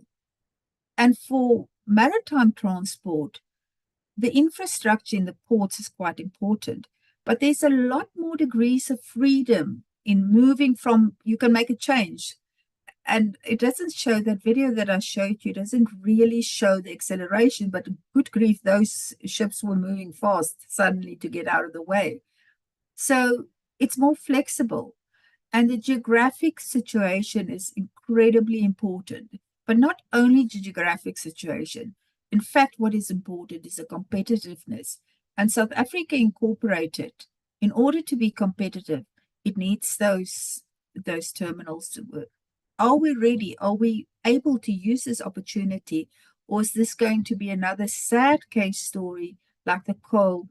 You know, there was a massive market. We didn't respond to it. Indonesia responded to it. They really gained benefit, because the loss of one country is a gain of another country. And the benefit that is spent in Suez Canal under normal circumstances, where should it be spent? The problem that, in fact, the Mediterranean Sea is becoming a cul-de-sac because things are moving around the sea, and that's a lot of commercial benefit that's not being spent there. Where can it be spent? And if we want to offer South Africa as an alternative, we need to be able to play in this competitive market. Thank you. Dr. Ria, thank you so much for your insights. It was really interesting to see the highlights of the choke points, specifically on the seafront, and showing us the full supply chain, and then linking it back to the intermodals themselves. Often we tend, or specifically myself, I tend to get rather focused on SA Inc. or alternatively Africa. To have a look at how we fit into the maritime trade is critically important. So thank you very, very much for that. Harry, if I can ask you to please flight the agenda, and if I can ask all the presenters that are still online to please turn on your cameras and please unmute yourself. What I'd like to do is go straight into the panel discussion. While you're doing that, can I also ask all the delegates, if you have any questions or queries, please do raise your hand in order for us to put it to the various presenters. And I did see one of them already in the chat box, which I will present shortly. If I can just wait for the other delegates to come online, the other presenters. Harry, I see we've got Ria and myself at the moment. You can take away the agenda. Yes, we're adding them to the panel. All the presenters can unmute, so they move up in the list here, and switch on the videos, please, while still available. So I've got two questions, and we'll start with those. If there are any other questions, please feel free to put them in the chat box, or alternatively, just come in and ask for yourself. We do have 15 minutes or 11 minutes left of our allocated time to go into question and answers. So first one is, and I'm going to, Jan, I'm going to put this to you, actually, and or to Ria, but start off with you. What is your view on the education and training needed for the development and operation of a competitive transport infrastructure? I think it's quite a wide question, but specifically, what is education or training required in order to get this supply chain where it should be? Jan, if you can start, Maria. Yeah, are you asking me? Yes, please. I think if the presentation I made to the regulator 2 days ago, the three major gaps in South Africa there's three things: energy, and then transport and logistics. We got very close to a blackout, and training. We have a massive basic training problem.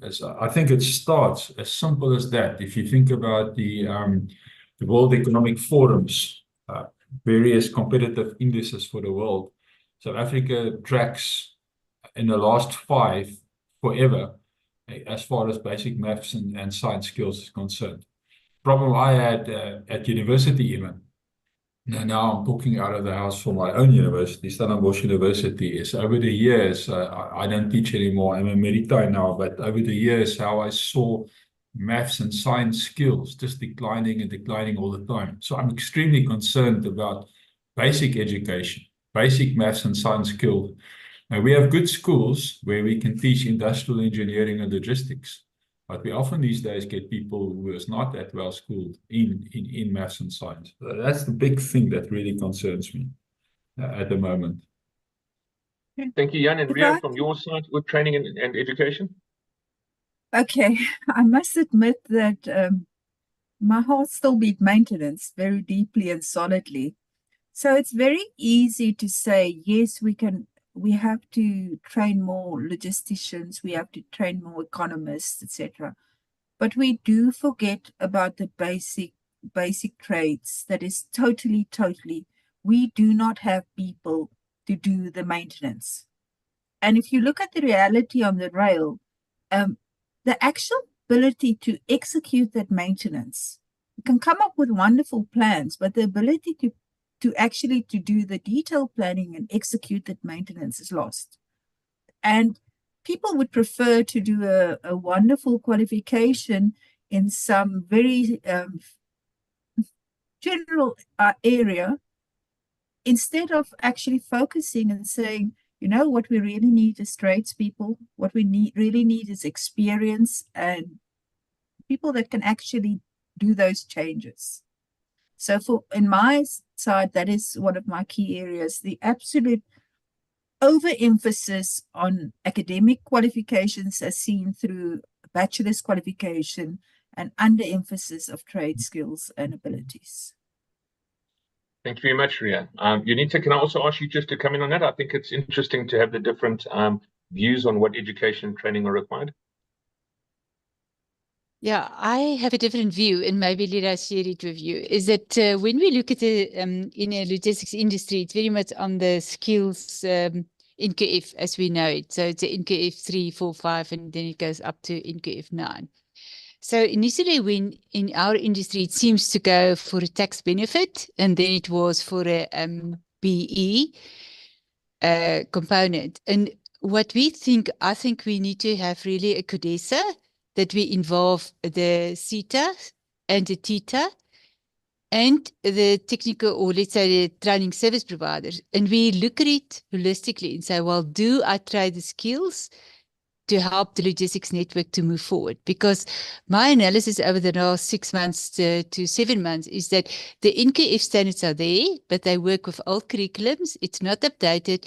And we also see now that SAQA, in terms of the qualifications, that's now expired, it's not been updated.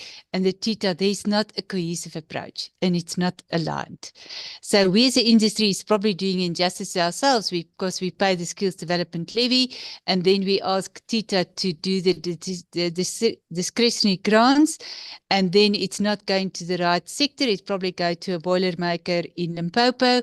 We as industry don't have the visibility in the financial statements, so we actually leave it. And that, to come back to what Professor Jan was saying, we need to stop that. Then also what, and maybe I don't fully agree with the previous speaker in terms of the skills, and maybe there is people to repair, but what we see in the SOEs and with the transit as well, the repair goes normally with your supply chain management and the OEM skills and all of that. So that's something that we need to have robust discussions on, to say that if you have the skill set, do you have the space, and do you have then a maintenance program that we track how does that maintenance been in a long term. We can see it now in Durban Container Terminal, because we work with Professor Vanneberg from the University of Pretoria on a rapid response, 100-day rapid response. And the feedback that we do get there, it's great. The people from bottom up want to do the work, and they want to maintain the infrastructure, and they actually have pride in their work, but the other supporting processes is not helping them. So I think it's a difficult answer, or more a complex answer, but I think we as private sector needs to work with public sector in collaboration, and as I said in my presentation, continuous dialogue, not to blame and shame, but we have to fix our logistics network because it's a shared infrastructure. Thank you.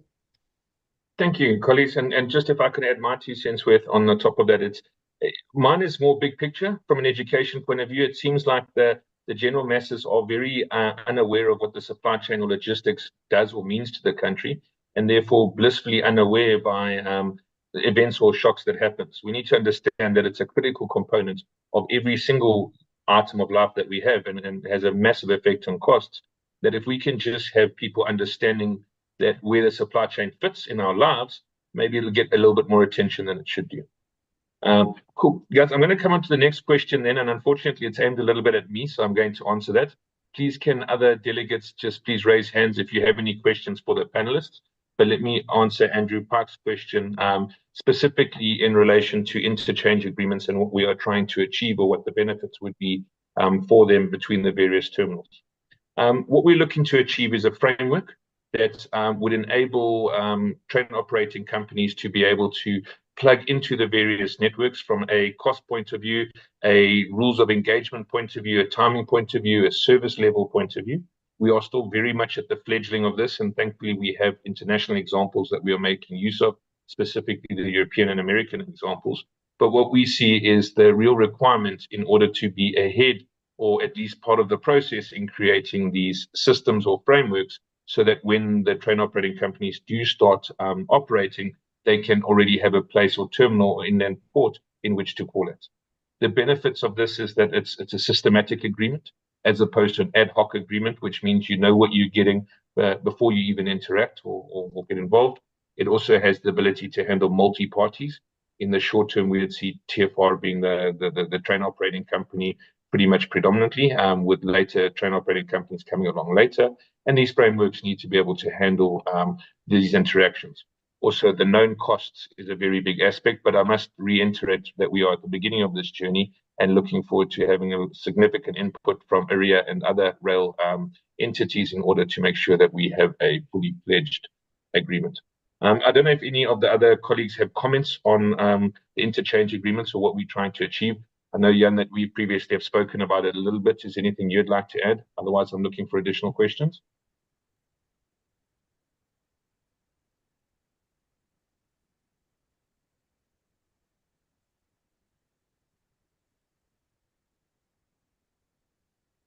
So, Jan, I asked if you could just comment on what you would see as the value or benefit of having an interchange agreement between the various terminals in order to enhance or improve the free flow of goods. No, if you're asking me, the interchange agreement, I think it is absolutely critical in many respects. I see it for many of the supply chains in South Africa, and now I'm talking from the experience of Mongolia and a few other places. If we in a supply chain level want to create a planning platform, an integrated planning platform, we need to connect these terminals into one planning system. even for certain elements, like in Mongolia, for instance, with meat, to have a training platform that talks to meat, that talks to the various terminals, that talks to the various places. It needs to be integrated and integrated with the ports as such. So I was hoping that somebody is working towards that process. So I was glad to hear about your association. That's a fantastic step in the right direction. I hope it's an open association. I hope that other places will join over time. But you've covered the 3 boxes. I know recently when I spoke to Mike, and Mike, I'm sorry if this is sort of speaking out of a conversation. You can't get a thing like his solution going, which is a great solution, without having these anchor points. So I'm glad that we're getting these anchor points, and they should talk to each other virtually, talk to each other in terms of an IT platform as well. Thank you. Yeah, and I think you brought something very interesting into it, and that's the connected system that is required across all of these. So the interchange agreement is but a tool or a way to formalize this and get it to be part of the system. But I'm really appreciative of the work that Unita and her team are doing, specifically with regards to trying to collect all the data and information on the supply chain, so that we can start becoming a little bit predictive and also more responsive to the actual realities of what's happening on the ground. Unita, if you could just maybe expand a little bit on what you are doing with the technology and how important that is, that we have a holistic view of the supply chain. Yes, Farik, you put me now in front of the bus, because Professor Havenga's on here, and they do the freight demand model, and he's got a team of experts there, but let us try. So what we do, we work with the different modalities. So we specifically look at the marine side, which is the marine traffic, and that's the international platform that you can subscribe. So we take the data from there. Then we populate it with the data that's been published on the Transnet website. We attend in every morning the port community forums, and we gather the information from there. We get in an agreement with AXA to share with us the non-confidential data on the airlines and how does it come in, the cargo, how long does it stay in the different sheds, and then the domestic environment. Then we work with CRICMA, that they have telematic data on the border post, how the traffic is moved over. So we currently have a data lake of data, and with a data lake and a data platform, you need to clean all the data, because once you pull it in, it's very difficult.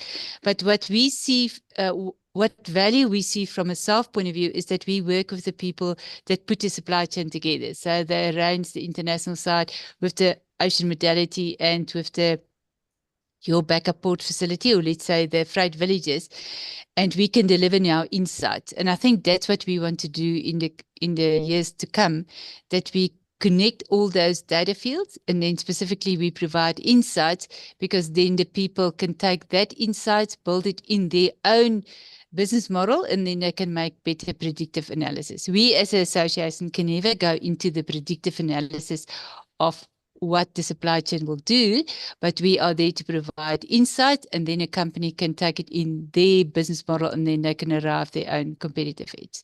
So I think we do have a team currently, well, I don't think we do have a team currently under Jacob van Rensburg, a doctor, and he's got 2 people working with him, and they clean and they analyze the data. So day and night, that's what they work on. So there's great insights, and we hopefully, if we can get it over the line, and Professor Jan knows that as well, we work with his team, because we want to bring in a state of logistics, if it's possible, towards the end of September, October, that we can start monitoring what the logistics network is doing, because we can get a baseline then now through before all the reforms, and then as we progress on the journey, we can measure ourselves. I think, as I said, Gerard de Villiers was involved, and there's also Evert de Ruyter. So if we can put all the stakeholders together and track, there's so many people in C-Track, if we all can get the data, we can clean up, and we don't use confidential data, I think we as South Africans can really start measuring where do we go with the logistics network. So it's quite exciting work.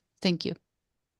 Unita, thank you very much for that answer. And in drawing the session to a close, can I please ask, we start with Ria, then we go to Jan, then we end off with Unita or myself. And just with regards to final thoughts, just 20 seconds, final thoughts and goodbyes.